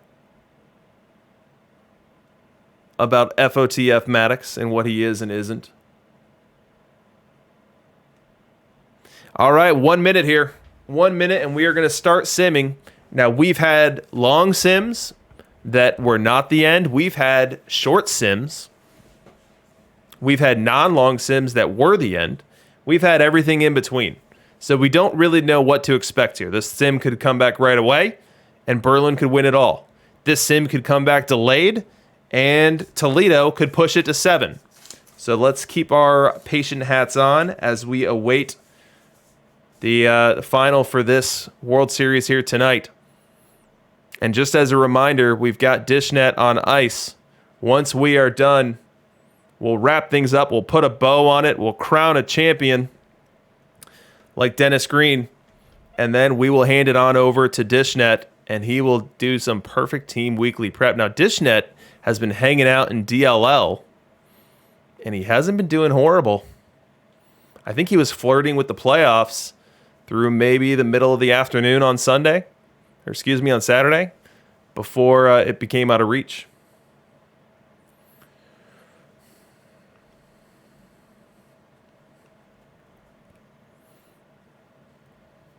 So a good effort there, and I applaud DishNet being willing to jump into the DLL for a couple weeks now. And DishNet's got 200 packs, I hear. Rumor on the street is.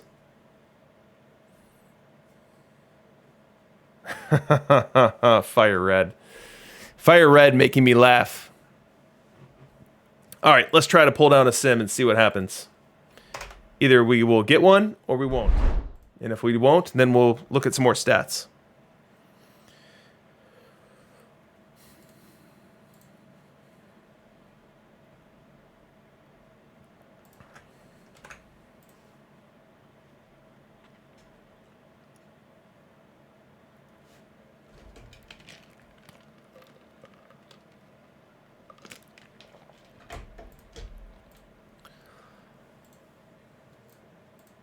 All right, we have got a game 6 sim. Let's get to it and see what happens. Let's get to it and see what happens, people. Someone do a wellness check on JMO. All right, let's get to it. Toledo Humidity sending out Pedro Martinez for this one. Tony Gwynn at the plate for the Berlin Blue Crabs. He'll lead off Game 6.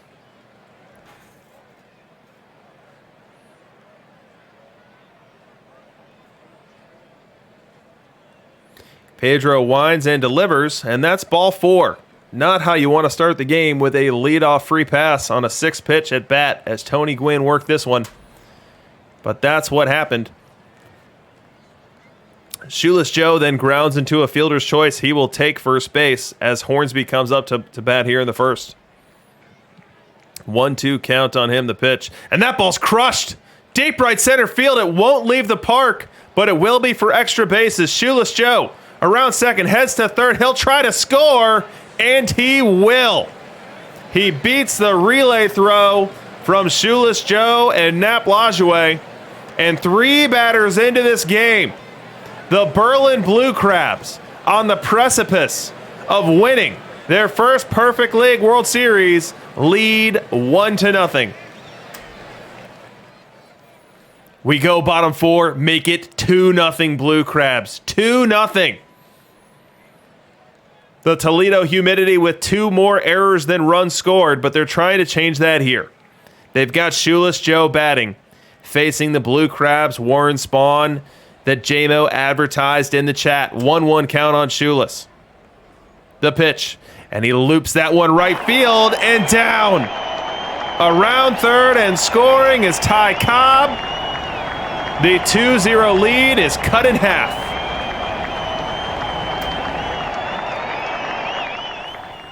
Next batter up, Pudge Rodriguez.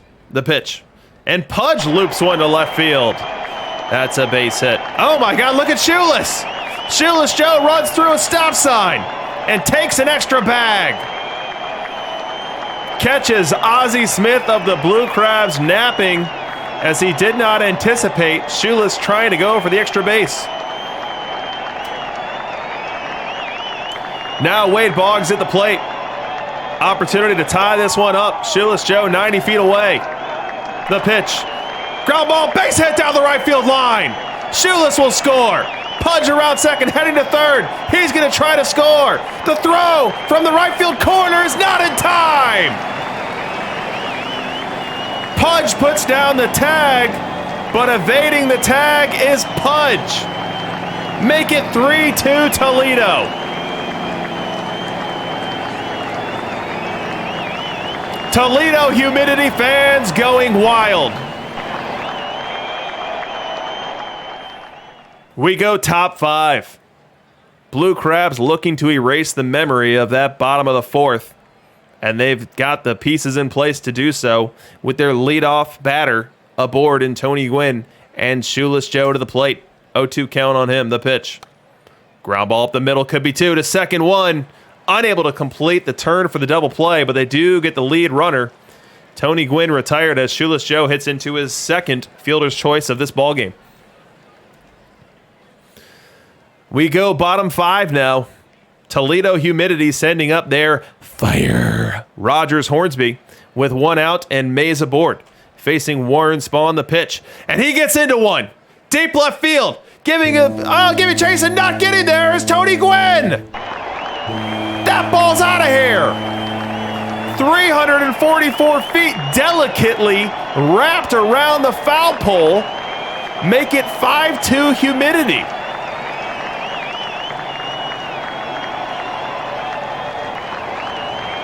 Not the furthest home run that Hornsby's ever going to hit, but maybe the most impactful one, as he now gives the Humidity a 3-run lead in this crucial Game 6. We go bottom 7. Humidity have added on another run, make it 6-2, and now Liam Hendricks, the Perfect League ERA leader of the week, faces Ty Cobb. First to check on the runner back. 0-1 on Cobb, now the pitch. And Cobb gets into one. Deep right center, it's going to split the gap. Hornsby around second, heading to third. He's going to try to score. The throw goes to third, and it's not in time. 7-2 Humidity. As they are looking to cement their path into a winner-take-all Game 7. Make it 8-2 humidity. Still batting here in the 7th as Pudge comes up. The pitch. And Pudge gets into one. Deep right field. It might be. It could be. It is. Make it 10-2 humidity. Fireworks.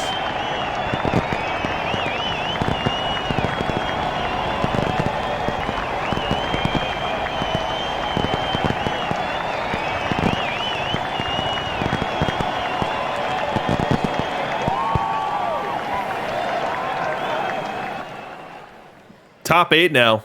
Berlin Blue Crabs have some work to do. They trail by 8, and they've got 5 outs with which to work with to find them. They'll face Pedro Martinez here in the top of the 8th. The pitch. And that ball's crushed deep left center. Might be, and it is, a home run. Take the 8-run deficit and slash one off.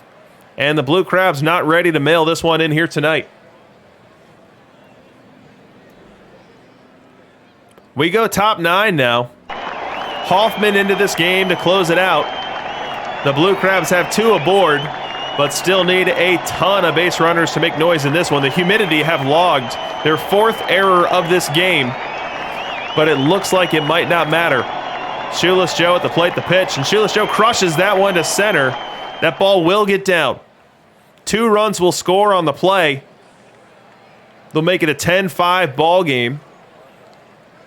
And the Blue Crabs are still looking for that miracle comeback here. Hornsby to the plate. Humidity fans on their feet trying to will themselves one more out here. The pitch, fly ball left field. Giving chase is Aaron to the track, and he puts the squeeze on it. Game 6 goes to Toledo. And we will be right back here tomorrow night for game number 7. Winner take all, game number 7. It's what you dream about. A series that has been back and forth. Quite honestly, this was the most dissimilar game of this series. Tons of runs, tons of defensive miscues. But it didn't matter as the Mud Hens just out-hit their defensive problems. We see that Ozzie Smith made 1 error, Wade Boggs made 2, Pudge Rodriguez made a 4th. But in the end, their hitting was the story. As we look at on the Berlin side of things, Warren Spahn, just not good enough. He has had a great postseason, but in his biggest game, he just didn't get it done. 4 1/3. 5 earned runs, gave up a long ball, and spread around 8 base runners, 5 of them scoring.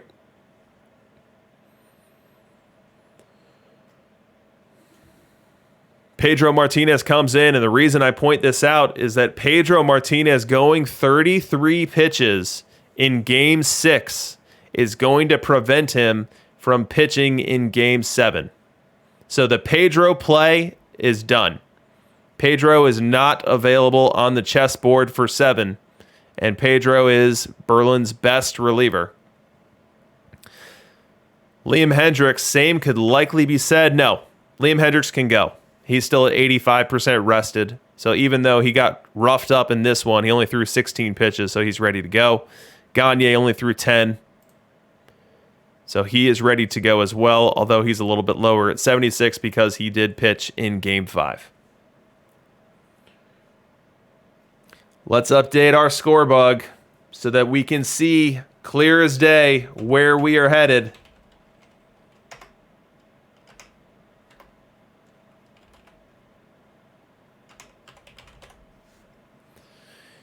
That's what it looks like, folks. Home team has won every game. 6 games in. 6 home wins.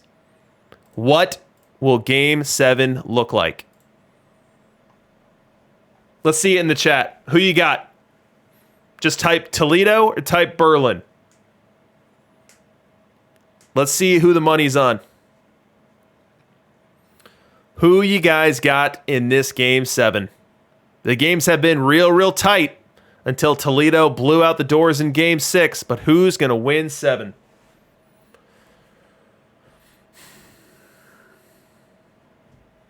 Gabaguluigi is predicting a tie.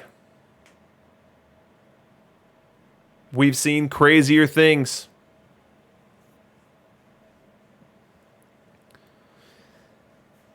Oh man, could you imagine getting an unbelievably long extra inning game on this one? That is my dream come true. I would not want to do that to JMO. I think JMO is about to pass out in the chat. That would not be nice for me to wish that upon him. But in a vacuum, I can't imagine any broadcast being more fun. Because as you know, in the highlight engine, once you get into the extra innings, it is showing you every leadoff hitter. It is showing you every 2-out sequence. Every base runner is a rally.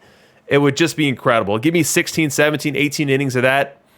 I mean, DishNet wouldn't be able to come on until midnight, but I think it would be worth it.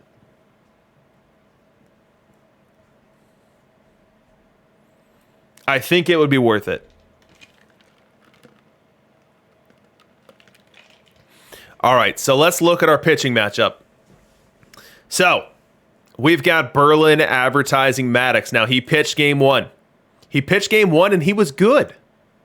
He was darn good. 7 innings, 3 earned. Only 6 base runners. Ground ball game going strong. It's just that he ran into someone who was better. I want to say it was face of the franchise Maddox. So he's getting the ball in 7, or at least is advertising. And he's facing Warren Spahn. Now, have we seen Warren Spahn in this series? Yes, we have. And Spahn was great. Spahn, 6 innings, only 1 earned. Tons of strikeouts. 8 strikeouts in that game. And he's going to be tasked with winning the World Series. Can you imagine being the pitcher? Being the person that has to go to sleep the night before Game 7 knowing that you're probably the most important person in that Game 7 tomorrow? I can't even imagine that pressure. But tonight, Greg Maddox and Warren Spahn go to sleep with that, and we will see what they have in store for their Game 7 performance. Now, let's look at MVP candidates. Who is in play to win this MVP on each side? All right, let's start with humidity. So let's assume humidity win the World Series. Who would be their MVP? Well, I think jumping off the page at you is Rogers Hornsby. He's got 3 dingers in the series, 5 ribs. He's slugging .826, OPSing over 1.2. He's definitely right there. I think that from a hitting perspective, you would need one of these other guys to have a ridiculous game to even enter the conversation, talking like a 4-hit plus game from a Shoeless or a Nap Lajoie. So if it's humidity and if it's a hitter, it's Rogers Hornsby. Let's look at the pitching and see if there's potential there. So we know Spahn is going. Now, Spahn does not have a win in this series. He does have 6 innings pitched.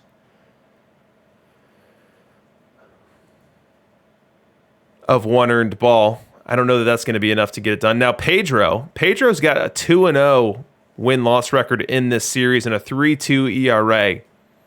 I don't think that's going to be enough to get it done, but we can't forget about him. We can't forget about him. So I think if it's humidity, odds-on favorite is Hornsby. Even if Spahn throws something like 8 innings, no earned, gets his first win of the series, I think it still goes to Hornsby with the production that he's put up. But who knows? If Hornsby goes 0 for 4 and Spahn does that, maybe it changes the calculus. We'll see. All right, now let's talk about Berlin Blue Crabs. If J-Mo walks away a champion, who wins MVP? Gwynn has been good. Gwynn has been good in the sense that he's rocking a high on base percentage and a decent slug. He hasn't hit the ball over the fence, and he's only got 1 rib. Now, Hornsby on this side has been good as well. Couple homers, 3 ribs. Yeah, he's definitely in play. Look at the Oz. The Oz is right behind Hornsby. But those would be the hitter options there, Gwynn and Hornsby. Let's go down to pitching. Looks like they get cut off by my big dome.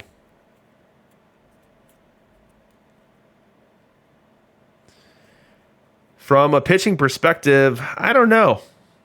I don't think that there's a candidate here.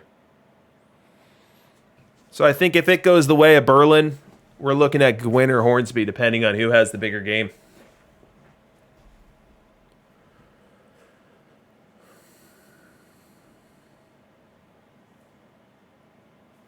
All right, it's 9:02, which means that 9:02 local time, which means that we are 2 minutes into this sim starting. I expect this sim to crank for at least another 5 minutes, maybe another 10. And I'd love to dive into more Perfect League stats, but I feel like that's missing the point. I mean, I feel like right now we are just entranced by this series that's taking place right in front of us here. I mean, look at the bracket in front of you for what has been this Sunday. It's these 16 great teams facing off, working their way up to this moment.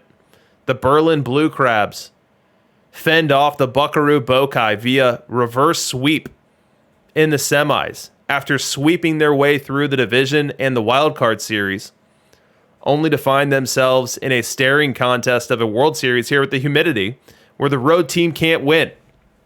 But guess what? The Berlin Blue Crabs are not any road team. They are the best road team we've ever seen in the Perfect League World Series. .630 win percentage on the road this year. What is that, 51 wins? 51 wins on the road.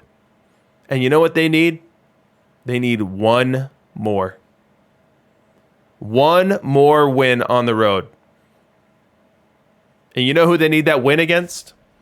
They need that win against the Toledo Humidity, who won 2/3 of their home games. .667 win percentage at home. This is an unstoppable force meeting an immovable object. Now, what's going to give? What is going to give? The Road Warriors taking on the home defenders. Humidity have had their own journey. They had a tough series in the first round. We're lucky to get past the Fossils. Down 2-1 in that series, trailing in the 9th inning. And they're able to win that game 4. And then able to win that game 5, push themselves into the division series, able to take down a very tough customer in Snowball in 6, able to take down another very tough customer in Elysian Fields 9 in the semis in 5, and are now trying to pull the feat of knocking out TBD teams in back-to-back rounds.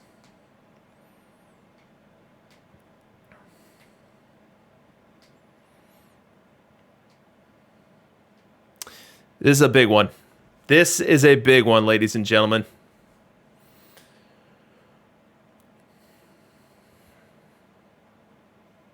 I'd say that I'm not sure who's more nervous, me or J-Mo, but I know the answer to that. J-Mo's going to need another couple walks around the block. Maybe do an ice bucket challenge.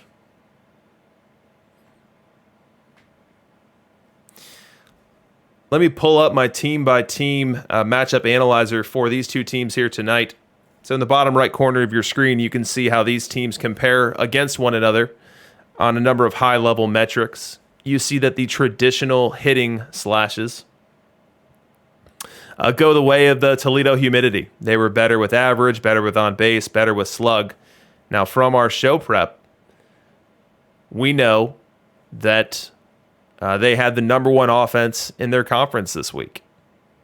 They produced runs in bunches. But defensively, which is what the play percent is, it's a metric. Defensively, definitely shifts over to the Blue Crabs. 82% is an elite number. I'd say that average on these broadcasts is around 80, 79, 80, right in there. And the Berlin Blue Crabs rocking into 82 said that they can really go and pick it. Now, from a pitching perspective, we see some interesting play here. So the Blue Crabs had the better ERA. The humidity had the better FIP. Blue Crabs with a better whip.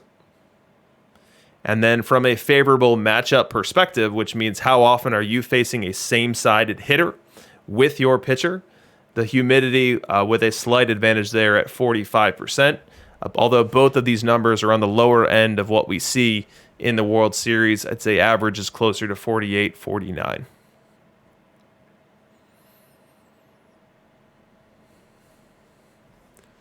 So let me scroll up and see who people were picking for this game here. JMO, Berlin, Toledo, home team. Toledo, Berlin, baby, he's got this. Home team sweep the series, says Tech. The Crabs, Toledo. Yuka's picking me once again. Just love it. Berlin, Toledo. The force is strong with this one.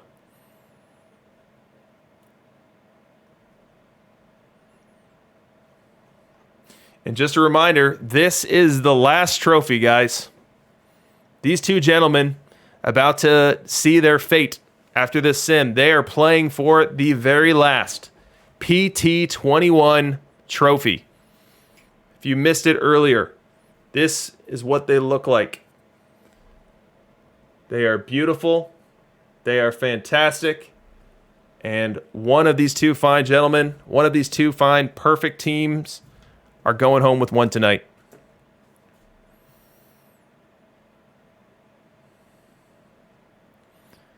Going home with one tonight.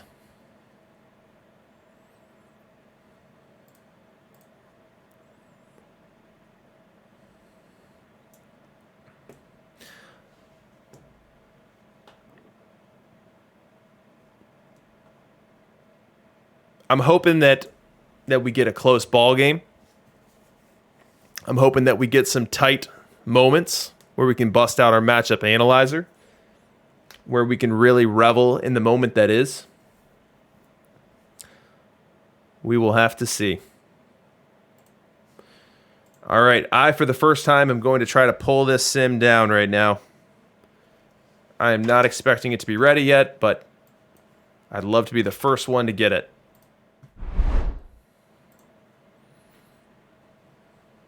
Hey, JMO, I'm curious. Are you cheating and looking ahead, or are you learning your fate via the broadcast? I'd be curious to hear that. And Sim not in over here.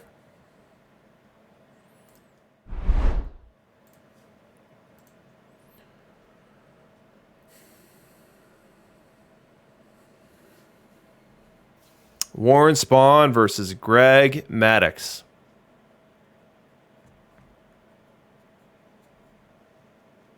Now, the beautiful thing for JMO is that we're 10 minutes past his ability to make decisions.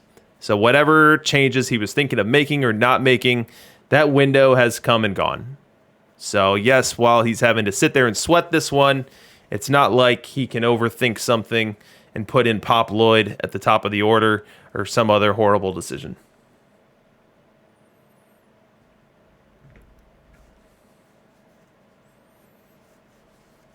Yeah. JMO, if I'm you, just sit back. Don't do anything. Don't load any sims on your side. Just sit back and take it all in. Enjoy it with everyone else.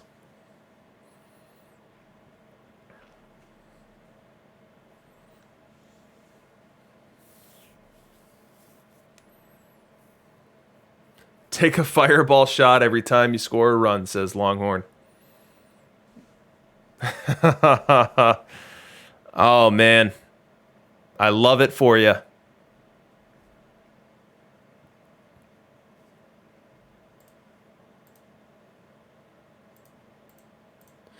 So let's look at some stats for the starters for this game. So we've got Warren Spahn coming to us from Toledo. So Warren Spahn as a starter, I'll put that in your bottom right corner.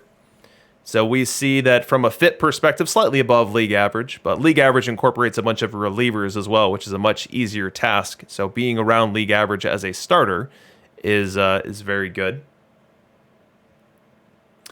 You see that the walks per 9, very low. His most elite trait, or most elite statistic in this sampling here, 1.9. Has some home run problems. So gives up homers at a higher than league average rate. That has a lot to do with the types of bats that he runs into. Hank Aaron, Rogers Hornsby, Willie Mays. These are guys that can really make a left-handed pitcher pay. They can really make a left-handed pitcher pay.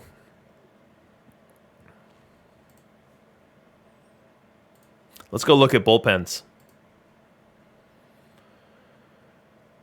Oh, man, I'm nervous for J-Mo now. All right, so Pedro's gone, as we talked about. Price gone. But just about everyone else is in play now. Walter Johnson, for him to be deployed effectively as a starter, you're going to want him to be higher than 76% fatigue. But with Pedro already gone, half of your stoppers are off the table. You're just going to dance with the girl that brought you. And that's Walter Johnson. So I expect him to be deployed as a stopper if the situation comes in. And we'll see how it plays out. Walter probably won't be able to go as deep in this one as he has in the past. Now, Walter had that 67-pitch outing 4 days ago. I had estimated that he would not be available for this game, but overnight he had some good fatigue recovery, and he gets up to 76, so he is in play for this one. Now, there is no lefty for Jay Modenhall in the pen.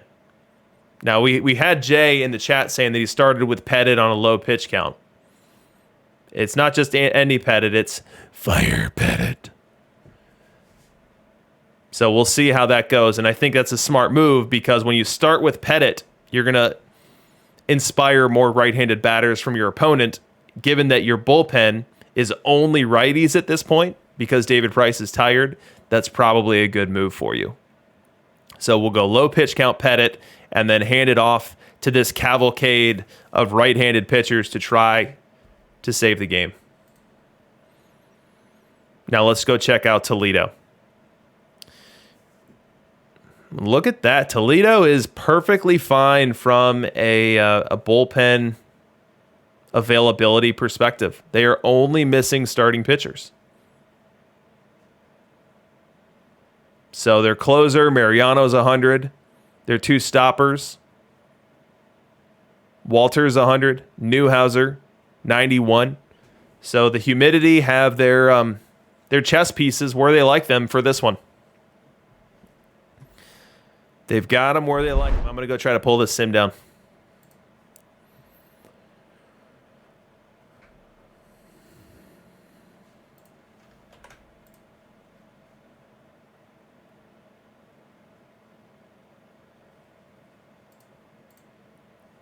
Still not in. We are still cranking away over here.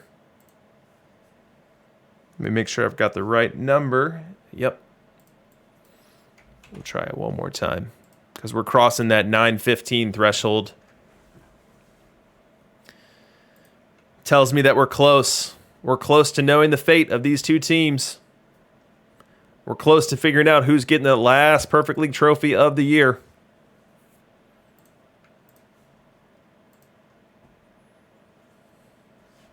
Yeah, J-Mo, close your game out. We'll take it from here, champ. That goes for you too, Quiz Kid. Close your game out. You can learn your fate right here with 261 of your closest friends. And Quiz Kid saying Sim is in. Oh, baby. Oh, baby. Oh, baby. Let's get to this. Game 7, 2070 Perfect League World Series. Through 6 games. Home team has not lost yet. Will that change in Game 7? Let's find out right now. Now, the beauty is when we get to Game 7, I don't even know what happens. Here we go. Here we go, folks. Game 7, 2070 Perfect League World Series. Warren Spahn on the hill for Toledo. Pitching to Tony Gwynn to lead off this ball game. Let's go!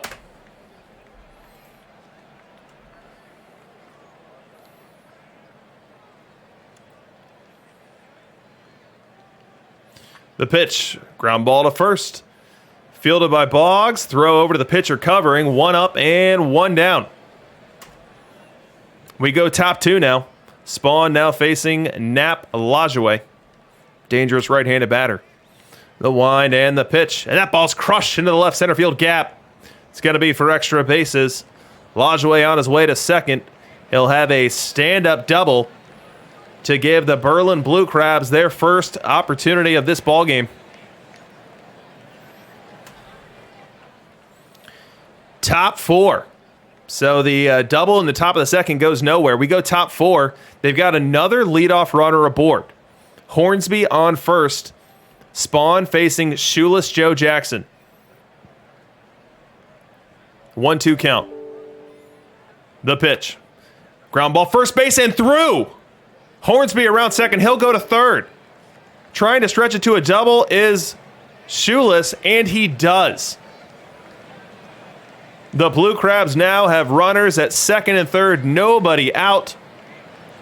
Wade Boggs manning first base for the Humidity. Unable to come up with that one as that hot shot off the bat of Shoeless Joe Jackson gets through. Nap Lajoie to the plate here. Dangerous moment here for Spawn. 1-2 count. The pitch. Ground ball up the middle. Fielded it short. Throw to first in time. A run does score.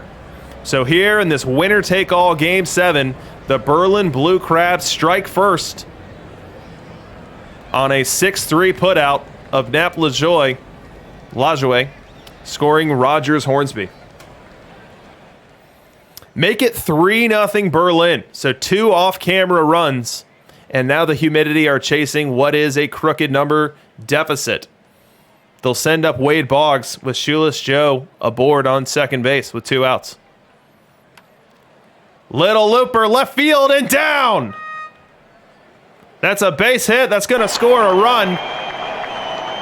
Make it 3-1. And the home crowd finally has something to cheer for as Wade Boggs comes through in a pinch. And now the bases are loaded. 3-1 is the score. At the plate is Willie Mays. Let's check out our matchup analyzer. What can we expect in this one? We'll show you Andy Pettit versus right. We'll show you Willie Mays versus left, and you see it is a huge advantage for the hitter. Huge advantage here. Willie Mays is up in the count 3-0. The pitch from Pettit. Ball 4! 3-2 score now. And the danger has only increased. The next hitter will be Rogers Hornsby. Let's load up the matchup analyzer to show you just how dangerous that is. The best hitter in the game versus left-hand pitching will bat with the bags jacked. He's even in the count, 2-2.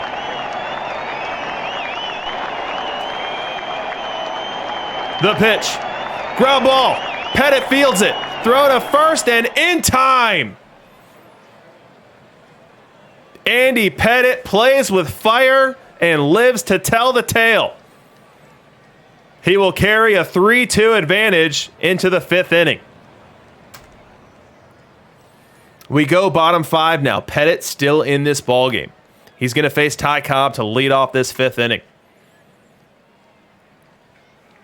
The wind and the pitch, and Cobb loops a base hit to left field. Tony Gwynn will retrieve it, but a very dangerous base runner is aboard to start this 5th inning. Nap Lajoie comes up next. Crowd into this one. The pitch. Swing and a miss. Strike 3. Andy Pettit, not known for his swing and miss stuff, gets a strikeout here on a 70-mile-an-hour bender. 1 away.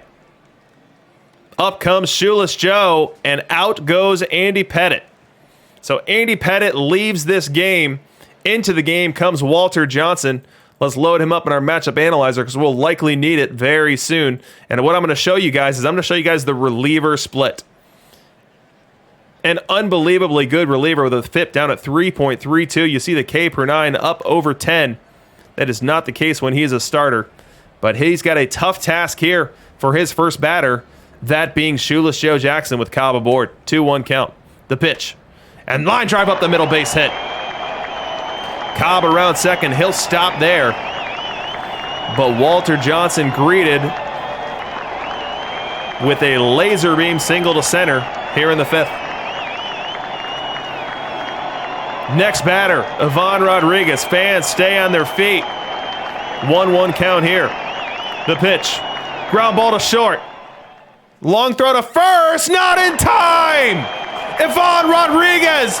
Speedy Ivan Rodriguez beats out an infield single. This ball was hit to Belanger deep in the hole at shortstop. He fields it on 4 or 5 hops. Fires a strong throw to first, but was not enough to get the hustling of Ivan Rodriguez.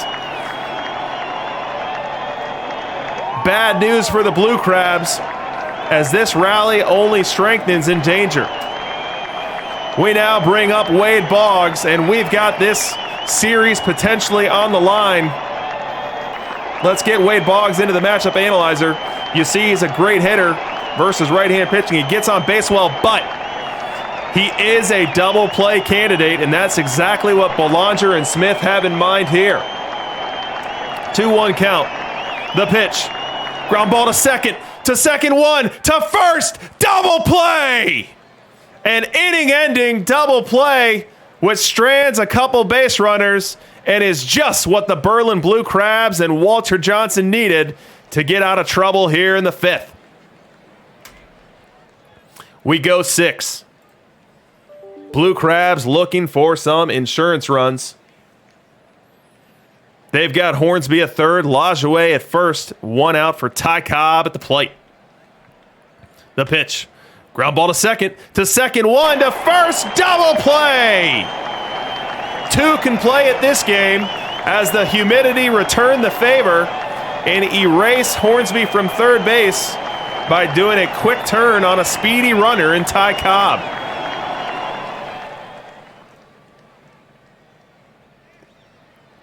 Bottom 7. Berlin Blue Crabs protecting a precarious 1-run lead. Hendricks will face Ty Cobb to lead off this inning.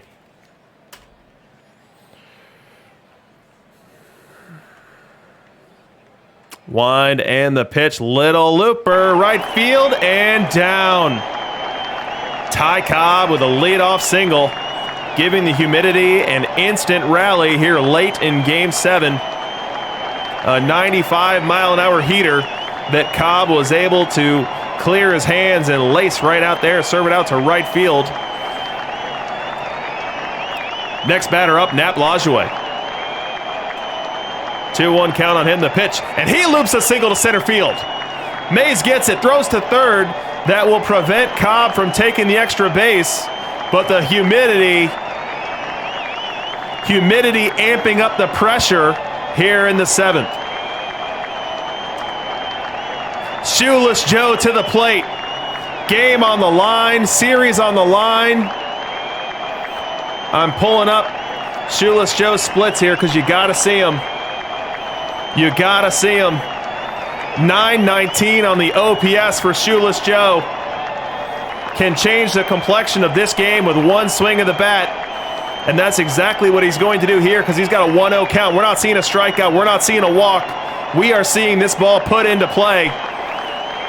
1-0 count. The pitch. Fly ball. Deep left field. Back. That ball's out of here. Shoeless Joe. Touch 'em all. 347 feet. Wrapping around the left field foul pole. Make it 5-3 Toledo.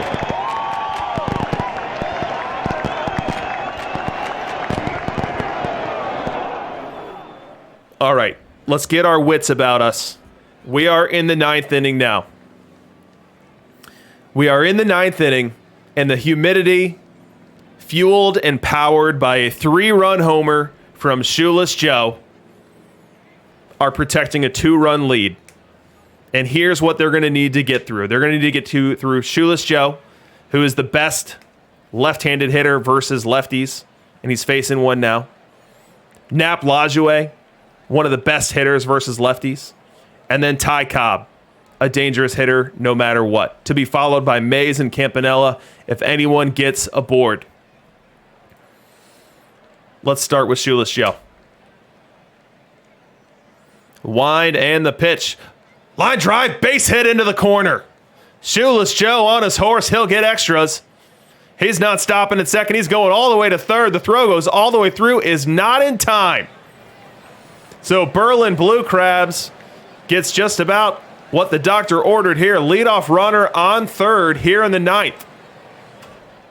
Up comes Nap Lajoie. Let's get him into our matchup analyzer versus left, just so we can see the picture. Strong hitter for sure. 2-2 count on him. Humidity fans want a strikeout, and they want it in the worst way. Blue Crabs want a base hit of any kind. The pitch. Little grounder to short. Charging and throwing, and not in time to first! Nap Lajoie beats out an infield single. Make it 5-4, and the tying run is now aboard. Whenever the pressure gets up there, I forget how to pronounce Lajoie. Old habits die hard. All right, we've got Ricky Henderson pinch running for Lajoie on first. Best runner in baseball history. Can he get into scoring position? He might not need to, because Ty Cobb has a 3-1 count here. If he walks, then Ricky Henderson can walk into scoring position. 3-1 count. The pitch. Ball 4. The Berlin Blue Crabs have the tying run in scoring position in the form of Ricky Henderson. They have the go-ahead run in the form of Ty Cobb at first base and still have nobody out. In addition to that, they've got Willie Mays coming to the plate, a great hitter versus left-hand pitching, facing Hal Newhouser, not a great pitcher versus right-hand batting.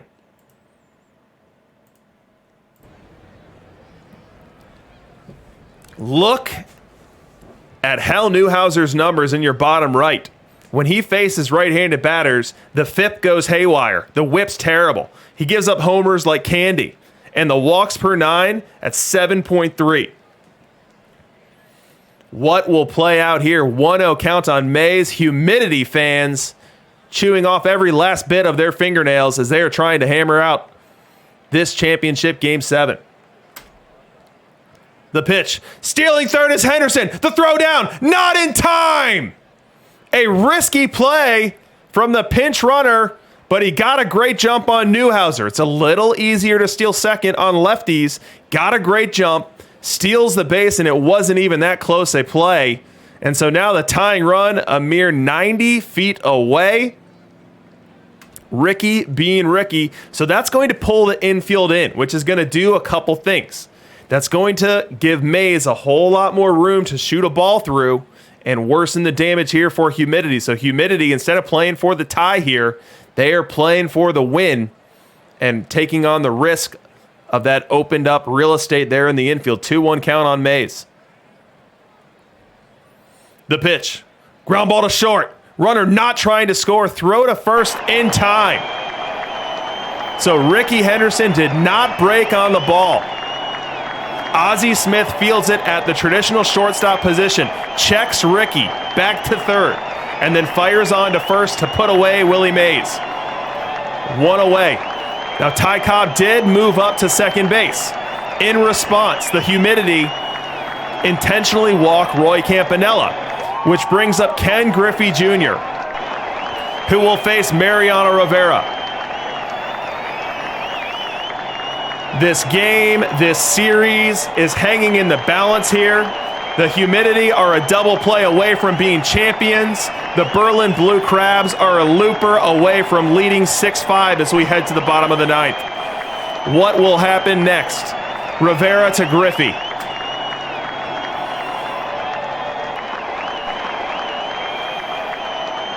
The pitch. Fly ball left field. Coming in, not very deep. Caught by Aaron. The throw to the home. In time. In time. Hank Aaron throws out Ricky Henderson at home to walk it off for the humidity.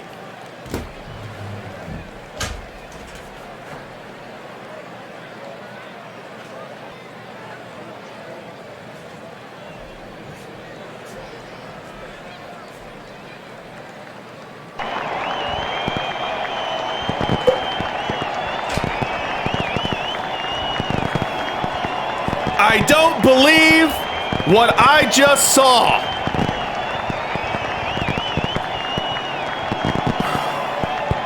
Ken Griffey Jr. loops a shallow fly to left. It was a shallow fly. However, it's Hank Aaron out there. Hank Aaron doesn't have the best arm in this game. He doesn't. It was a shallow fly to left to Hank Aaron. You had Ricky Henderson, the best base runner in this game, tagging at third. And then, perhaps even a bigger consideration, you had Mark Belanger up next. Now, was there another pinch hitter to go to? I don't know. Maybe there was, maybe there wasn't. But that very well, even though it's a shallow fly ball, was your best opportunity to tie the game. And Hank Aaron just executed. Aaron caught the ball. Aaron threw the ball in one motion. Henderson didn't get the best jump in the world, and he is caught at home. Ivan Rodriguez puts the tag down and sends the city of Toledo and the state of Ohio into a state of pandemonium. An unbelievable way to end an unbelievable series. I can't believe what we just saw.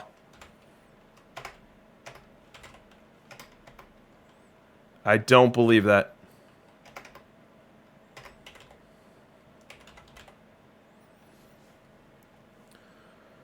Whew. Wow.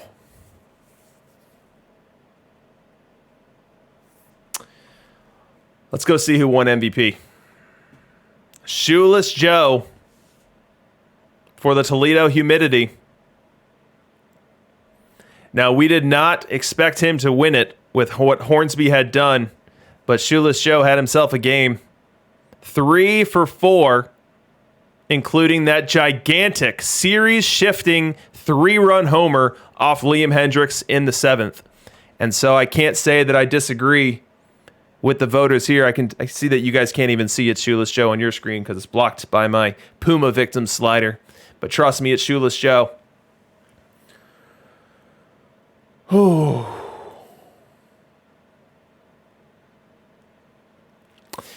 Congratulations to Quiz Kid for getting a World Series championship, winning a very hard-fought series against J-Mo.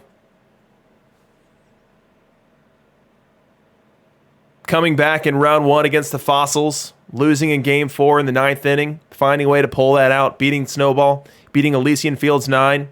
And then that exhilarating finish we just had versus J-Mo and his Blue Crabs.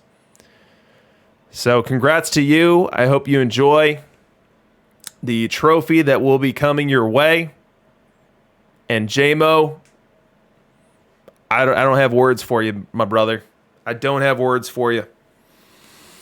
I'm giving you the Surrender Cobra. I'm doing it for you. Probably showing off some pit stains here. But that was an unbelievable way to lose a ball game. An unbelievable way for that series to come to a head in the 9th inning in Game 7.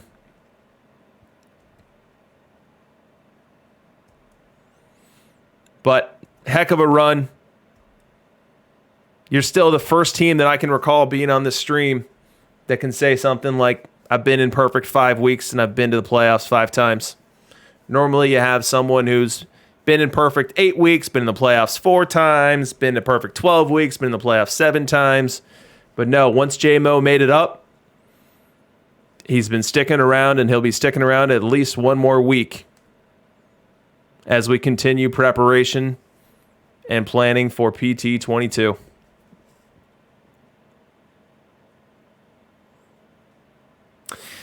All right, ladies and gentlemen, that is going to wrap us for 2070 Perfect League coverage. I thank you so much for being part of the broadcast, for joining me tonight on what was an unbelievable journey. I hope you guys will make the same appointment next week and join us for the 2071 Perfect League World Series. Please do stick around as DishNet will take you from here. And with that, it's DRC signing off.